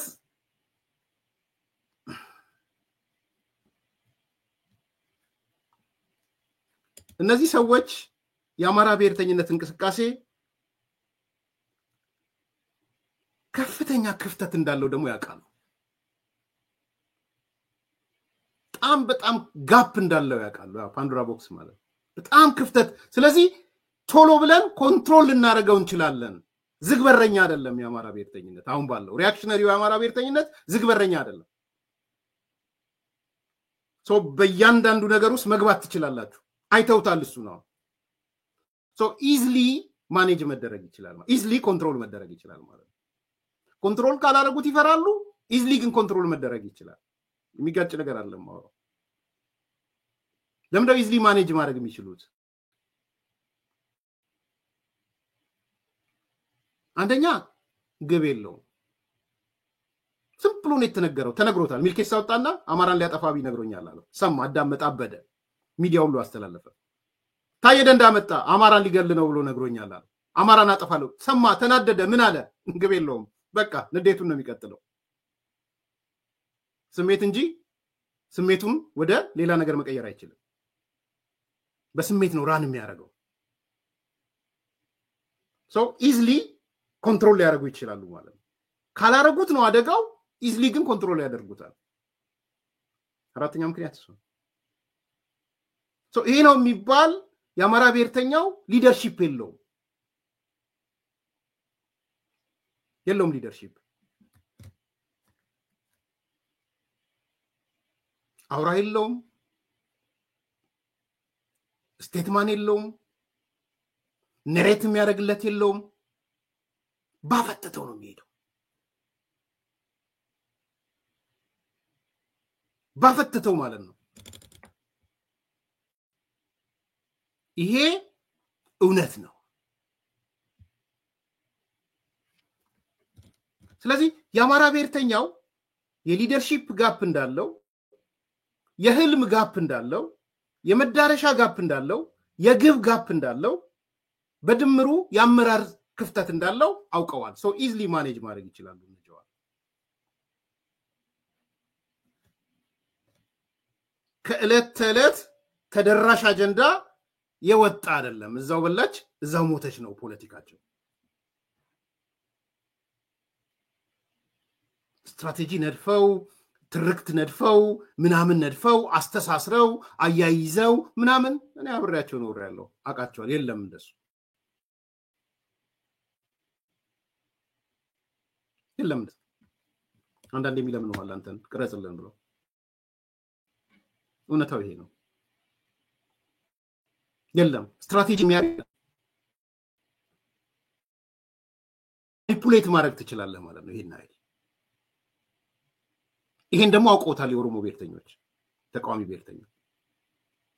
ሶ የዕለት ተዕለት አጀንዳ በማምጣት ዘላቂው ነገር ቅድም አስቀምጧል። ኦሮሞ ሊያጠፋ ነው ቢኮዝ ጸራቢ የሆነችው አውቶቡስ መደራጀት ካለባት በአማራ ሊጠፋ ነው በሚል ነው አንዱ ኮንቴንት። ስለዚህ ያንን አማራ ሊጠፋ ነው የሚለውን ግን በስትራቴጂና በምናምን ሳይሆን በዛው በላች እዛው ተፋች የታክቲካል ፕሮፓጋንዳ ነው የሚቀጥለው ማለት ነው። ሶ የዕለት ደራሽ አጀንዳ የሚሽከረከር ነው የአማራ ብሔርተኛው። ስለዚህ ምን አለው ነው ትላንትና አሸሼ ይመጣልን ከመሸ ያለው ተታ አሸሼ ታዬ ይመጣልን ከመሸ እንኳን አይደለም። ከመሸ በኋላ ያለው ምንድነው? ግጥሙ ስለማይመታ ነው። በድቅድቅ ጨለማ ወቅት ታዬ ደንዳ መጣልናል። ከመሸ ነበር አብይን ያለው። አሁን በድቅድቅ ጨለማ ወቅት ታዬ ደንዳ መጣለት። አያችሁ? ከመሸ ነበረ ጠቅላይ ሚኒስትሩን ያለው። አሁን ግን በድቅድቅ ከመሸ ነበረ ጠቅላይ ሚኒስትሩን ያሉት። አሁን ደግሞ በድቅድቅ ጨለማ ወቅት ሚልኬሳ መጣልናል። ጠቅላይ ሚኒስትሩ ነበር ከመሸ የመጣው። አሁን ግን ጸጋዬ አራርሳ መጣልናል። ዶክተር ጸጋዬ ይሄ ነው አሸሼ ሽፍት አደረገ ማለት ነው። ልዩነቱ ምንድነው? የጊዜ ነው። የጠቅላይ ሚኒስትሩ ከመሸ ነው። ከምሽቱ 1 ሰዓት ሊሆን ይችላል፣ 12 ሰዓት ሊሆን ይችላል፣ ከምሽቱ 2 ሰዓት ሊሆን ይችላል። የነታዬ የነጸጋዬ የነ ሚልኬሳ ግን ሚድናይት በኋላ የመጣ ድቅድቅ ከሌሊቱ 9 ሰዓት ላይ የመጣ ነው በኢትዮጵያ አቆጣጠር። በድቅድቅ ጨለማው ወቅት ልንጠፋ በተዘጋጀን ወቅት ታዬ መጣልን ነው ያሉት። አሁን ተስፋዬ ማን ነው? ታዬ ደንዳ አይደለም ምን ያልኩት ለዛ ነው። አሁንስ ተስፋዬ ማን ነው? ሚልኬሳ አይደለም ምን ያለው የአማራ ብሔርተኛው ለዛ ነው። ስለዚህ ኢዝሊ ማኒፑሌት ማድረግ ትችላላችሁ። ይሄን ያውቃሉ እነሱ። አራተኛው ምክንያት ይሄ ነው። ለዚህ ነው በነገራችን ላይ እዚህ ይመሰክሩላችሁ። ዶክተር ጸጋዬ አንዳንድ ነገሮች እኮ ድብን ነው የሚያደርገው። እዚሁ ላይ ሲመሰክር ታዩታላችሁ። እንዴ ታዬን እኮ ከኦሮሞ በላይ የተቀበለው እኮ አማራው ነው ሲል ትሰሙታላችሁ። ብዙ ሩቅ ሜዳ ያስፈልግ። ኦሮሞን አማራው ነው የተቀበለው ታዬን፣ የአማራ ሚዲያዎች ነው የተቀበሉት፣ ምን ያህል ደስ ይላል ሲል ትሰሙታላችሁ። ዲፕ ኮንቨርሴሽን ማድረግ ያስፈልጋቸዋል። ለምንድን ነው ይሄ የሚያስፈልገው? የማይጣጣሙ ስትራቴጂካዊ ግቦች እንኳን ቢኖሩ በእነሱ ምክንያት መሳሪያ እናነሳም። ይልቅ ለነሱ አፈታት የጊዜ ሰሌዳ ማዘጋጀት፣ የአፈታት ፍሬምወርክ ማዕቀፍ ማዘጋጀት ላይ የበሰለ ሐሳብ ለፖለቲከኞቹና ለትጥቅ ታጋዮቹ እንድናቀርብ የሚያስችሉ ትልልቅ ምሁራዊ መድረኮች ያስፈልጋሉ ብዬ አምናለሁ። እና ሊቃኑ ዋና ድርሻቸው ሐሳብ ማመንጨት ነው ስራው። አትሊስት በተለያዩ ተቋማት የምሁር ስራ የሚሰሩ ሰዎች የሚያደርጉት ስራ በሙያቸውም ቢሆን ሐሳብ ማመንጨት ነው። ስለዚህ ሐሳብ ማፍለቅ በእያንዳንዱ ጉዳይ ላይ ባይኖር ቢያንስ ፖለቲከኞቹ ሊግባቡባቸው የሚችሉባቸው የማይግባቡባቸውን ላይ ደግሞ ምን አይነት የመፍትሄ አቅጣጫ እንደሚያስቀምጡ ለመወያየት እንዲቻል ሐሳቦችን አድቅቆ መነጋገር በራስ ቡድንም በጋራ መድረኮች ላይ እንደዚህ አይነት ዝግጅቶችን ማድረግና መወያየት መደማመጥ ጥሩ ነው ብዬ አምናለሁ። ምክንያቱም ፈታኝ ጊዜ ይመጣል። በአጭር ጊዜ መለስተኛ የሆነ በተጨባጭ መሬት ላይ መናበብ ካለ በፍጥነት ነው የሚወድቀው ይሄ መንግስት። ስለዚህ ይቀድመን ይችላል ሁሉ የሱ መውደቅ ሳንዘጋጅ ሊደርስብን ስለሚችል ፈጣን ነው የሚሆነው። በትግራይ ጦርነት ጊዜ እንደሆነው ማለት ነው። መቀሌ ገቡ ከመባሉ የተለያዩ የፖለቲካ እንቅስቃሴዎችን ሰራዊቶቹ ኦፐሬሽናል የሆነ ትብብር እንደሚያደርጉት ሁሉ የማህበራዊ ገጾች እንደዚሁ የተለያዩ የሶሻል ሚዲያ ኦፐሬሽኖችን ካምፔይኖችን ኮኦርዲኔት ማድረግ ማናበብ መቻል ይገባቸዋል። የአንዱን ብቻ ሳይሆን የሌላውን ሃሽታግ አብሮ ተባብሮ ሼር ማድረግ በሶሻል ሚዲያ።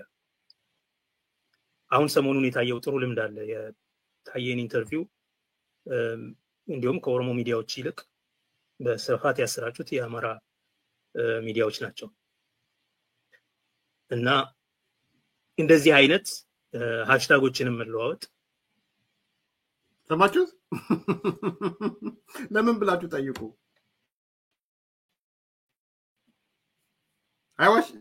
እዚህ ጋር ዶክተር ጸጋዬ ከኦሮሞ ሚዲያዎች ይልቅ በደንብ ተቀብለው ያስፋፉት የአማራ ሚዲያዎች ናቸው። አማራ ነው ያለው፣ ኢትዮጵያ ምናምንም ማለት ነው። ይኖሲት ያነዛን ኢትዮ አማራ ነው የሚለው በአጠቃላይ ማለት ነው። ኢትዮጵያ የሚባል የለም ብሎ ስለሚያምን አማራ ነው እንደሱ። ከኦሮሞ ሚዲያዎች ይልቅ ያስተላለፉት አማራዎች ናቸው የታየ ደንዳን። ለምን ብላችሁ ጠይቁ። ይሄ ነው እኛ የምናነቃው በዚህ መልኩ ነው ማለት ነው። ሚዲያዎች ናቸው። ታየን ኢንተርቪው አብሮ ተባብሮ ሼር ማድረግ በሶሻል ሚዲያ። አሁን ሰሞኑን የታየው ጥሩ ልምድ አለ። የታየን ኢንተርቪው እንዲሁም ከኦሮሞ ሚዲያዎች ይልቅ በስፋት ያሰራጩት የአማራ ሚዲያዎች ናቸው። እና እንደዚህ አይነት ሃሽታጎችንም መለዋወጥ፣ የጋራ ካምፔይኖችን ማዘጋጀት፣ የጋራ መድረኮችን እንግዲህ ይሄ ጸጋዬ ማለት ግልጽ ነው። የራስን ድል በራስ መወሰን እስከ መገንጠል የሚለውን የኦሮሞ ነጻነት ሰራዊት የመገንጠል ጥያቄን ነው የሚያሽከረክረው ዶክተር ጸጋዬ። እዛ ቲም ውስጥ ነው ያለው። እና አሁን ሰማችሁት አይደል? የአማራው ሚዲያ ነው ከማይልቅ ከኦሮሞ ሚዲያ ይልቅ ማንን የታየ ደንዳን ያስተላልፈው ውሸት ነው ይሄ አልተናገርኩም ለምን አስተላልፈው ግን የለውም አጀንዳ እዛው በላች እዛው ሞተች ነው አማራው ጋር ሊደርሺፕ የለም ስትራቴጂያይዝ የሚያደርግ የለም ምን አላውን ዶክተር ጸጋይ ስትራቴጂክ ልዩነት ቢኖረንም ያንን ስትራቴጂክ ልዩነት ወደ ጎን እናስቀምጣት አለ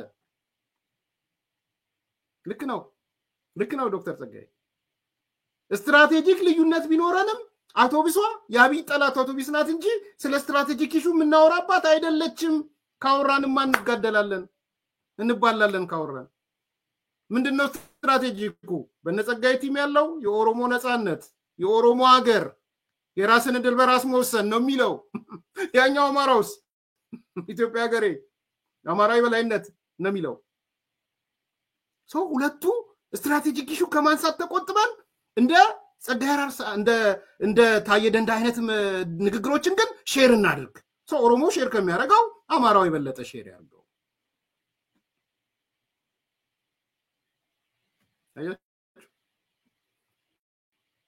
እንዲህ ነው የሚጫወቱት ማለት ነው አይናቸውን በጨዋጥበው በነገራችን ላይ ችግር የለባቸውም በዚህ ምንም ችግር የለም በመሸምጠጥም ችግር የለባቸው ስትራቴጂክ አድቫንቴጅ አገኝበታለሁ እስካሉ ድረስ ምንም ችግር የለባቸው ዶክተር ጸጋይ ለአማራ ብሔርተኞች ያለውን ጥላቻ ታውቃላችሁ ዛሬ ግን ደብቋታል ለምን ደብቃት ኮንትሮል ማድረግ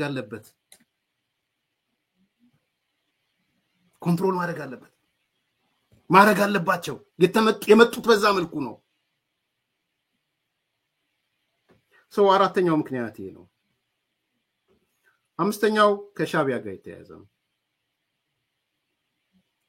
ቶሎ ይልጨርስ ብዙ ምክንያቶች አስቀምጬ ጊዜን ገደልኩት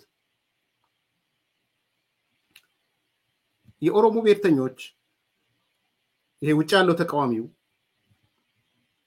የአማራውን ሚሊታንት እና ዲያስፖራውን የአማራ ብሔርተኛና ሚሊታንቱን ሻቢያ እንደሚያሽከረክረው ገብቷቸዋል to some extent ከህወሓት ጋር ጥምረት ለመፍጠር እየተሯሯጠ እንደሆነ ገብቷቸዋል ፋኖም በለው ምንም በለው የእስክንድርም በለው የእስክንድር እንኳን ከህወሓት ጋር የለም የእስክንድርም ይሁን እነዘመነ ወይም የነምሬ ወይም የነ ጀነራል ተፈራ ትልቁ አምብሬላ ሻቢያ እንደሆነ ገብቷቸዋል እነማን የኦሮሞ ብሔርተኞች ስለዚህ በሻቢያ ፊት አውራሪነት እየተፈጠረ ያለ ጥምረት እንዳለ የገባቸው ይሄ ጥምረት ደግሞ አስፈርቷቸዋል በደም ስሙኝ እቺን ፖይንት ስሙ በተለይ ኦሮሞ ልጆች ስሟት እቺን ሻቢያ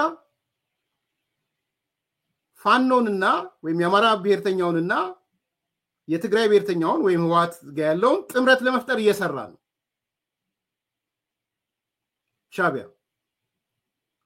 እየሰራ ያለው ጥምረት ግን ኦሎይስ ሻቢያ የሚጫወተው የብሔር ጭቆናን ስለሆነ ኤክሰርሳይዝ የሚያደርገው ኢትዮጵያ ውስጥ እንደ ዋና የብሔር ማታገያን ነው የሚወስደው የብሔር ተቃርኖ ነው ማታገያው ዋና ማታገያው ሻቢያ ብሔር ተቃርኖ ነው የሰው ተቃርኖ አይደለም በነገራችን ሻቢያ እንደዛ አይደለም ጅል አይደለም ሻቢያ አብይ ምናምን መንግስቱ ኃይለማርያም እንደዛ አይደለም የብሔር ቅራኔ ነው ትልቁ የሻቢያ መሳሪያ ኢንስትሩመንት ምን ማለት ነው የአማራ ኃይሎችንና የትግራይ ኃይሎችን ሻቢያ ያነሳሳ ያለው ጸረ ኦሮሞ ነው እያሳደገ ያለው ሻቢያ አስፈርቷቸዋል እሱ መቼም አንዳንዶቹ ኢሳያስ አፈወርቂ ኦሮሞማ ሲል ብልጽግናን ያለው ምናምን አለ ብለው ከአዳዲሶቹ ድመቶች ኢሳያስን አግኝቼ ጠይቄው ስለ ኦሮሞማ ሲነግረኝ እንደዚህ ያለኝ ብለው ፕሮፌሰር የሆነ ሰው ሲናገር ሰምታችኋል እዚህ ቲም ውስጥ ያለ አዲሱ ድመት የሻቢያ ከዚህ ከዲሲ ሄደው አዲሱ ድመት ሰውየው በአደባባይ የተናገረው ነገር ኦሮሞማ ምናምን ብሎ በአደባባይ የተናገረው ነገር አይ ለብቻ ሳገኘው እንደ ኦሮሞማ ስትል ኢሳያስዬ ምን ይያልክ ነው ስለው እንዲህ አርጎ ነገረኝ ሼፕ አርጎ ነገረኝ ከዚህ በኋላ ኢሳያስ እንዲህ ሲነገር ይሄ ነው በሉት አለ ድመቱ አዲሱ ድመት ፕሮፌሰሩ ተቀበለው ፕሮፌሰሩ የኦሮሞ ፕሮፌሰሩ በርግጥ ነው ኢሳያስ በአደባባይ እንደዛ መናገር አልነበረበትም ነገር ግን ማስተካከያ እንዳደረገ አንዳንድ ሰዎች ጠይቀው ተናግሯል ማፈሪያ የእፍረት ጥግ አዝነው ማፍራለሁ በዚህ ፕሮፌሰር አዝናለው ማፍራለሁ ሰውየው በዓለም ህዝብ በአደባባይ የተናገረው ነገር አንድ አዲስ ድመት የቲፒኤልኤፍ ድመት ፐርሰናሊ አግኝቶት እኔ እኮ ያልኩት እንዲህ ነው አለ ብሎ መጥቶ በሚዲያ ላይ የኦሮሞ ፕሮፌሰር ወጥቶ አዲሱ ድመት እንዲህ ብሎኛል ስለዚህ አስተካክሎታል ሲለኝ ከዚህ በላይ ጭንቅላትን መሸጥ የለም በነገራችን እፍረት የለም በአደባባይ ለምን አላስተባበለም ኢሳያስ በአደባባይ ኦሮሞ ነው ጠላቱ ድንገረ ተረኛ ኦሮሞ ነው ማን ነው ባለተራ የሚለው ጽሁፍ እሱ ነው ሴንተር የሚያደርገው የ30 ገጹን ጽሁፍ ማን ነው ባለተራ እሱ ነው ኦሮሞ ላይ የተነጣጠረ ፈንጂ ነው ያለው ኢሳያስ የያዘው ፈንጂ ኦሮሞ ላይ የሚያፈነዳው ነው ልብ ያለው ልብ ይበል ይሄ ነው እውነቱ ስለዚህ ሻቢያ እየፈጠረው ያለው ግንባር ኖት ኦንሊ ጸራቢ ግንባር አይቶ ቢሷና ጸራቢ በዛ ግንባር ላይ ኮር ፖይንቱ ከሻቢያ ኮንቴክስት ጸረ ኦሮሞ ግንባር እሱ አስፈርቷቸዋል so they want to be the part of የሻቢያ ጥምረት ውስጥ መግባት ይፈልጋሉ እነዚህ ሰዎች ያቹ ደግሞ የወሰኑት ውሳኔ ምንድነው ኦኬ 1 2 3 10 ተናጠል የሆኑ ኦሮሞ ሊቃኖችን ብናስገባቸው ለስራችን ይጠቅመናል እንጂ አይጎዳንም ብለው ሊቀበሏቸው የተዘጋጁ አሉ ምሁራን ኢንክሉዲንግ ጀዋር ከዚህ በፊት አንስቻለሁ አከራካሪ የነበረው ጀዋር ነው ግን ጀዋር እንቀበለው ኦሮሞ አማራውን የማይቀበለው ላውንደሪ ንክተተውና ጀዋርን በላውንደሪ አጥበን ካስወጣነው በኋላ አማራው እንዲቀበለው እናደርግ ሶ አንዱ ትልቁ ስራ አማራው እንዲቀበል ማድረግ ነው ሴሌክት ያደርጉት ጀዋርን ነው በነገራችን ሶ ያ ላውንደሪ እየገባ ነው እየገባ እየታጠበ እየወጣ ነው ምን ያህል ይነጻል አላውቅም ምን ያህል አማራው ነስቶ ይቀበለዋል እርግጠኛ አይደለም ምን ያህል ከረንሲው ያድጋል ስቶክ ማርኬቱ ላይ ያለው ገበያው በአማራው ስቶክ ማርኬት ላይ የጀዋር ያድጋል እርግጠኛ አይደለም እሱን እናንተ መልሱት ነገር ግን ሻቢያ ጋር ፓርት መሆን ስለፈለጉ ሻቢያም ትንሽ ስፔስ ሰጥቷቸዋል በግለሰብ ደረጃ እንዲቀላቀሉ ፈልጓል ፕሮፌሰር ምናምን የሚባሉት በግለሰብ ደረጃ የፓርት ኦፍ ኢት እንዲሆኑ እነዚህ ደግሞ ቅድም እንዳልኳችሁ ፍራቻ አላቸው የኦሮሞ ብሔርተኛው ውጭ ያለው ሻቢያ የሚያቀናጀው መቀናጆ ላይ አማራውና ተጋሩን ነው ያቀናጀ ያለው ይሄ መቀናጆ ደግሞ ኦሮሞማ ሚል ጸረ ትግራይ ነው ጸረ ኦሮሞ ነው ሚል ገብቷቸዋል አምስተኛው ፍራቻ አምስተኛው እምነት ይሄ ነው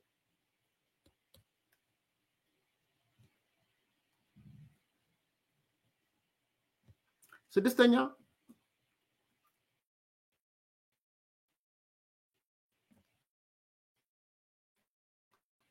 በዲያስፖራው የተማሚ ኦሮሞ በከፍተኛ ሁኔታ ተስፋ አድርጎ የነበረው አዝሎ 4 ኪሎ ያስገባኛል በማለት የተማመነበት የህወሓትን ቡድን ነበር የተማመነው ህወሓት አዝሎ 4 ኪሎ ያስገባኛል ብሎ ተማምኖ ነበር ሳይታሰብ ህወሓት ፍርክስክስ ወጣ ምንም እንኳን የአውቶቢሷ ላይን ሼር ኦርደር ቢሆንም ማለት ነው የጸራቢ የምትባለው አውቶቢስ የአንበሳ ድርሻ ቢኖረው አንበሳ ሳይሆን ቀጣይ ድርሻ ቢኖረው ግን አዝሎ 4 ኪሎ የማድረስ አቅም የለው የኦሮሞ ብሔርተኛውን አዝሎ አያደርሰው ፍርክስክስ ወጥቷል ነጌታቸው ረዳ ከህወሓት የወጡበት መንገድ አስደንግጧቸዋል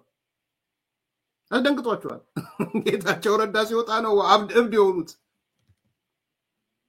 ነጌታቸው ረዳ አይደለም ወጡ እኮ ነጌታቸው ብቻ ሳይሆን ሌሎቹም ወጣው ኧረ ፌደራል መንግስት ደግፈን የህሉና ጉዳያችን ከፌደራል መንግስት ጋር ነው ስለዚህ ስልጣን አዝላችሁ 4 ኪሎ አናመጣችሁ ማለት የትሮይ ፈረስነት ህወሓት ለራሷም ትሮይ ፈረስ መሆን አልቻለች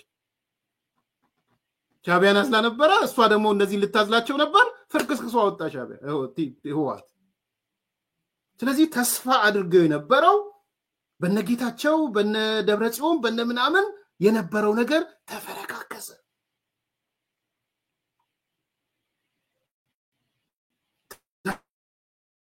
አሪነ ኬሬ መንግስት ገባ እንደሆነ ግባልን ፌደራል መንግስት አዘን ማለት ዛሬ የትግራይ ተቃዋሚዎች እነ ማን ነው እነ ያወጣቱ ልጅ ጦርነት እየተጠመቀብን ነው የጦር ሻጮች አሉ እህትና ወንድም እህት ጦርነት ተጠምቃለች ወንድም ጦር መሳሪያ ይሸጣል እባክህ ፌደራል መንግስት ማለት ጀመሩ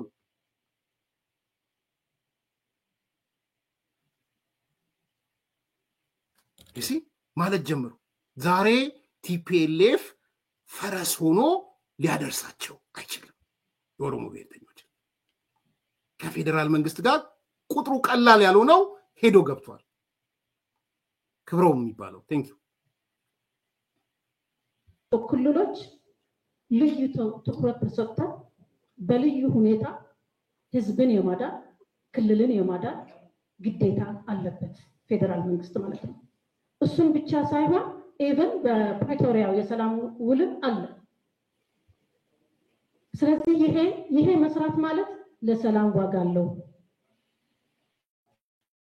ለመረጋጋት ዋጋ አለው ይሄንን ባለ መስራቱ የትግራይ ህዝብ አሁን ተጨማሪ የፈጠረው ክራይሲስ ከዚህም የተነሳ ነው የሚል ሐሳብ አለ ሌላው አሁንም ከሱ አልወጣ አንድ ፓርቲ ያው አይደለም መብት የለህም ምክንያቱም ምርጫ ቦርድ ህጋዊ አይደለም ሲለው ህዝብን የማስተዳደር ህዝብን የመምራት መብት የለህም ፓርቲ አይደለም ማለት ነው ትርጉሙስ ነው እንደሚገባኝ ምናልባት ከተሳሳቱ ሊታረም ይችላል ከተሰረዘ በቃ ለምን አሁንም ህዝብ እያስተዳደረ አሁንም የማተራመስ ስርዓቱ እየቀጠለ አሁንም በግለሰቦች ይህን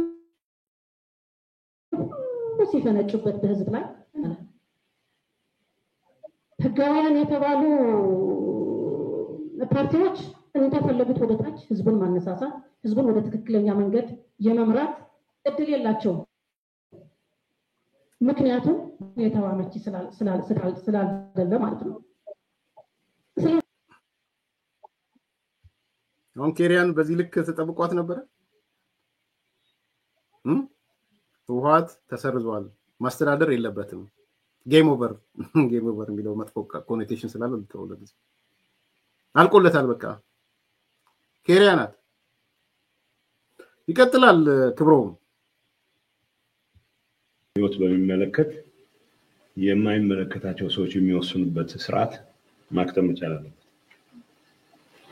የትግራይ ህዝብ ከማንም ህዝብ በላይ ሰላም ይገባዋል የሚባል ህዝብ ነው ስለዚህ ሰላምን ላግር ያረገ አስተሳሰብ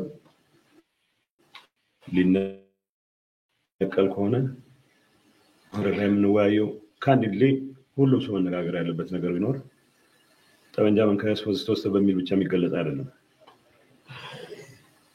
የትግራይ ህዝብ አሁን የገጠመው አደጋ የሁሉና አደጋ የመኖር ያለመኖር ጥያቄ ነው መኖር አለበት መኖር የሚኖርበት ከሆነ መጀመሪያ ሰላሙ መረጋጋት መቻል አለበት ከሁሉም አቅጣጫ የትግራይ ህዝብ አደጋ ተደቅኖበታል ከምንም ነገር በላይ ግን የውጭ አደጋዎች ላይ ብዙ ጊዜ ያሳበበን ከመኖር ውስጣችን ውስጥ ያለውን ችግር በደንብ ማየት ከቻል አብዛኛውን ችግር ምንፈታው ስለሆነ አይ ቲንክ ሰላም የሚባለውን አጀንዳ ይዘን ነክሰን መነጋገር መቻል ትልቅ ነገር ይመስለኛል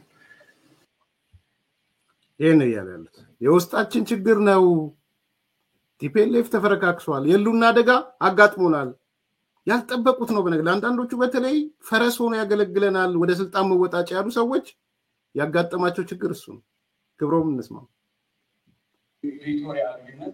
ቪክቶሪያ ስምምነት መፈጸሙ ለትግራይ ህዝብ በጣም ትንሹ ነገር ነው ብዬ ነው የማስበው።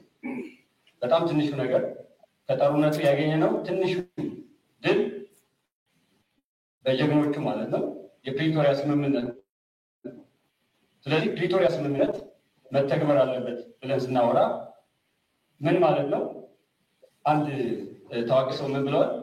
ሰላም የሚፈልግ ሰው ከጠላቱ ጋር ይጨባበጣል፣ ጦርነት የሚፈልግ ሰው ደግሞ ከወዳጁ ጋር ነው የሚጨባበጠው። ከወዳጅ ጋር መጨባበጥ የጦርነት መንገድ ነው። ጠላት ከምትለው አካል ጋር መጨባበጥ ደግሞ የሰላም መንገድ ነው።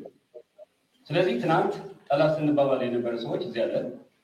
ነገር ግን ፕሪቶሪያ ተፈረመ ከመባል ውጭ ተገናኝተንም ተነጋግረንም አናውቅም። ትርጉም ባለው ማለት ህዝብ በጉዳዩ ትርጉም ባለው መንገድ ተነጋግረን አናውቅም። ለምንድን ነው ንግግር ያስፈልገው ካል ቅድም ለምሳሌ አቶ ጌታቸው መድረክ ላይ ወጥቶ ሲያወራ ትናንት በትግራይ በኩል የነበረ ነው። አሁን ዲዲአር ሲባል ሰው የሚመስለው ምንድነው? ተዋጊ የነበረውን ኃይል መመለስ ብቻ አይደለም። በፌዴራል መንግስት ስልጣን ላይ የነበሩ የትግራይ ተወላጆች በብሔራቸው ወይም በአመለካከታቸው ምክንያት ተገፍተው ከነበረ ያንን ፖዚሽን መልሶ ማግኘት አለባቸው ማለት ነው። እንግዲህ ኢትዮጵያ ፌዴሬሽን የትግራይ ተወካይ አንደኛው ፓርላማም ይሉ በተለያዩ የስልጣን እርከኖችም የትግራይ ተወላጆች ይሉ። ስለዚህ ሪኢንቴግሬት መደረግ አለበት ማለት ይሄ ፕሪቶሪያ ስምምነት የሚለው ነው። ስለዚህ ሌላው ደግሞ ምንድን ነው? ለምሳሌ አዲስ አበባ የሁሉ ማዕከል አሁን በምናወራበት ሰዓት ሰው ትግርኛ ተናገር ተብለው በየእስር ቤቱ እየገባ ነው። የትግራይ ተወላጅ የአዲስ አበባ ፖሊስ የቁም መጣያ ሆነ። እኛ ደግሞ ይሄን አንፈልገው። እያየን ነው፣ እየሰማን ነው፣ ለመንግስት አካላት ሪፖርት እያደረግን ነው፣ ተው እያለ ነው። ምክንያቱም ጦርነት ስለማንፈልግ ማለት ነው። አይተነው በምድር በጣም አስከፊ ነገር ጦርነት ስለሆነ ማለት በጣም አስከፊ ነገር። ስለዚህ አልተነጋገርንም። ስላልተነጋገርን መነጋገር አለብን በተደጋጋሚ ማለት የፌዴራል መንግስት ህወሓት ብቻ አይደለም የትግራይ መፍትሄ አድርጎ ማሰብ ያለበት። ህወሓትማ ጦርነት እንጀራው ነው። እኛ አላወቅንም እንጂ ያኔም አሁን ቢደገም የማይደገም ነገር ነው እንጂ ምናልባት ሌላ ሀሳብ ሊኖረን ይችላል ማለት ህወሓት የሚባል ኃይል የግለሰቦች ኃይል የስብሃት ነጋ ድርጅት፣ የሞጆሪኖ ድርጅት፣ የፍስሐ ማንጁስ ድርጅት እንጀራቸው ነው። ጦርነት እንጀራቸው ነው። ምክንያቱም ትናንት አንድ አሜሪካዊ ፕሮፌሰር የአሜሪካን ጦርነት አሜሪካና ኢራን የሚያጣሉት ሚሊታሪ ኢንዱስትሪ ኮምፕሌክስ ናቸው። ሚሊታሪ ኢንዱስትሪያል ኮምፕሌክስ። ምክንያቱም ጦር መሳሪያ ይመረታል። ያ ጦር መሳሪያ መተኮስ አለበት ግዴታ። የት ነው የሚተኮሰው? ኢራን ሊሆን ይችላል። ስለዚህ እነዚህ ህወሓት የተባሉ አካላት ጀነራሎች ቅድም አቶ ጌታቸው 5 ሰዎች ያላቸው ራሱን ጨምሮ ማለት ነው። ራሱን ጨምሮ ነው 5 ሰው ያለው። ያው 5 የህወሓት ስራ አስፈጻሚ ነበሩ ነው 5 ሰዎች። እነዚህ ሰዎች በትግራይ ላይ የመወሰን ቬቶ ፓወር የላቸው። አሁን ስናየው ምንድን ነው? ለምሳሌ የጦር መሳሪያ አቅራቢዎች አሉ። ከነዚህ ውስጥ ገበያውን የሚያመቻቸው ደግሞ አሉ ትግራይ ላይ ሆኖ ማለት ነው። አሁን ሞጆሪኖ የጦርነት ገበያ አመቻች ነች። ወንድሟ ደግሞ ጦር መሳሪያ አቅራቢ ነው። እነዚህ ሰዎች በምድር በጣም ጥሩ ቢዝነስ ካለ ጦርነት ከሌለ ቢዝነስ የላቸው። 20 ሰከንድ ሀሳብ ነው። ስለዚህ ጦርነት ከሌለ ቢዝነስ የላቸው። እንዲህ ነው የትግራይ ተቃዋሚዎች የህወሓት ተቃዋሚ ምናምን ጥሎ ወጥቷል። ህወሓት ፍርክስክስ ወጥቷል። ስለዚህ ለኦሮሞ ብሔርተኞች መፈናፈኛ ነው የጠፋቸው። ስለዚህ ሌላኛው ምክንያት ይሄ ነው። የተቀሩ 3-4 ምክንያቶች አሉ። አሁን ግን ከጊዜ አንፃር አንደኛ ላሰለቻችሁ አልፈልግም። በጣም ረጅም ሰዓት ነው ያስኳችሁ። ሁለተኛ በጣም ትልልቅ ነጥቦች ነው የቀሩኝ። ለምን ምክንያቶቹ የደረስንባቸው ምክንያቶች አሉ። እነሱን ብቻ ብዬ የሚቀጥለው ጊዜ 4ቱን ተጨማሪ ምክንያቶች በጣም ኢምፖርታንት ስለሆነ አነሳላችኋለሁ። ስለዚህ እንደማጠቃለያ የኦሮሞ ብሔርተኞች ውጭ ያሉ ተቃዋሚዎች ሹፌር ለመሆን የሹፌሯን ለመያዝ የያዙበት አንደኛ ምክንያት የኦሮሞ ብሔርተኝነት ስለተዳከመ የብሔር ጭቆና የሚባለው ከኦሮሞ ጋር ተያይዞ ቄሮ ተነስ ቄሮ ተቀመጥ የሚባል ማድረግ ስላልቻሉ ስላለቀለት ነው። አንዱ ምክንያት እሱ ነው። ሁለተኛ የአማራ ብሔርተኝነት ግን ጀማሪ ነው። አማራ ልትጠፋ ነው፣ አማራ አለቀልህ ወዘተ በሚል የአማራውን ብሔርተኛ ማነሳሳት ይቻላል። ስለዚህ አብይ ነገረን፣ አማራን አጠፋለሁ አለን፣ አማራን ጨርሳለሁ አለን ምናምን የሚለውን እንደ ማነሻሻ ወስደን አማራ ብሔርተኛው ጋር የሱ ሹፌር እንሆናለን። ምክንያቱም ሶስተኛ ምክንያቱ ምንድነው? የአማራ ብሔርተኝነት ሹፌር የለው፣ የአማራ ብሔርተኝነት ስትራቴጂ የለው፣ ታክቲክ የለው፣ ራዕይ የለው፣ ህልም የለው፣ ግብ የለው፣ ሊደርሺፕ የለው። ስለዚህ በቀላሉ የአማራ ብሔርተኝነትን ኮንትሮል ማድረግ እንችላለን የሚል ምክንያት ሁለት ነው። ምክንያት ሶስት ምንም እንኳን ሹፌር ባይኖረውም ራዕይ ባይኖረውም ግብ ባይኖረውም ተልኮ ባይኖረውም የዕለት ተዕለት እዛው በላች እዛው ተፋች ቢሆንም ይሄ አካል ከጂኒው ከወጣ ከጠርሙሱ ከወጣ የአማራ ብሔርተኝነት እኛንም ያጠፋናል። ትላንትናም ገዢ መደብ ስንለው ነበር። ትላንትናም አህዳዊ አማራ ገዢ መደብ እያልን አሁንም መጥቶ የአማራ ገዢ መደብ አህዳዊነት ምናምን ሊያመጣ ይችላል። ስለዚህ ጠርሙስ ውስጥ እንደያዝነው ጂኒው ሳይወጣ መቆጣጠር አለብን። ስለዚህ ሹፌሩ መሆን ያለብን እኛንን የሚል ነው ሶስተኛ ምክንያት። አራተኛ ምክንያት አሁንም ቢሆን የአማራ ብሔርተኝነት ከሞላ ጎደል የሚያስፈራ ብቻ ሳይሆን ቅድም እንዳነሳሁት በዋልፈሰስ ነው። ስለዚህ አሸሽን ሽፍት ማድረግ እንችላለን፣ መቆጣጠር እንችላለን የሚል ነው። በመጨረሻ ያነሳሁት የሻቢያን ነው ያነሳሁት። ሻቢያ አራተኛው ሻቢያ እየፈጠረ ያለው ጥምረት ጸረ ኦሮሞ ጥምረት ነው። እኛንም የሚያገለን ነው፣ እኛንም የሚበላን ነው። ስለዚህ ተንደርድረን የሻቢያ ውስጥም የሻቢያ ቶቢስ ውስጥም ሹፌር መሆን አለብን፣ መሪ መሆን አለብን የሚል ነው። የመጨረሻ ዛሬ ያነሳሁት የቲፒኤልኤፍ መፈረካከስ ነው። ትሮይ ሆርስ ሆኖ ፎረስ አርጎን 4 ኪሎ ያደርሰናል የምንለው ህወሓት ለራሱም ፈራረሰ፣ ለራሱም ጥገኛ ሆነ። አንዳንዱ ወደ ፌደራል መንግስት ጋር እንስራለ፣ የህወሓት ተቃዋሚዎችም ዘርበላሉ፣ ጦርነት ተጠየፉ፣ ሌላኛው አካልም ኖሮ የሌለ ሆነ። ስለዚህ ህወሓትን ተማምነን 4 ኪሎ የምንደርስበት ነገር የለም የሚል ምክንያቶች ናቸው። ሌሎቹን 3 እና 4 ምክንያቶች ሌላ ጊዜ እመለስበታለሁ። ብዙ ሰዓት ስለያስኳችሁ ላይክ አድርጉ፣ ሰብስክራይብ አድርጉ፣ ሼር አድርጉ። መልካም ቀን።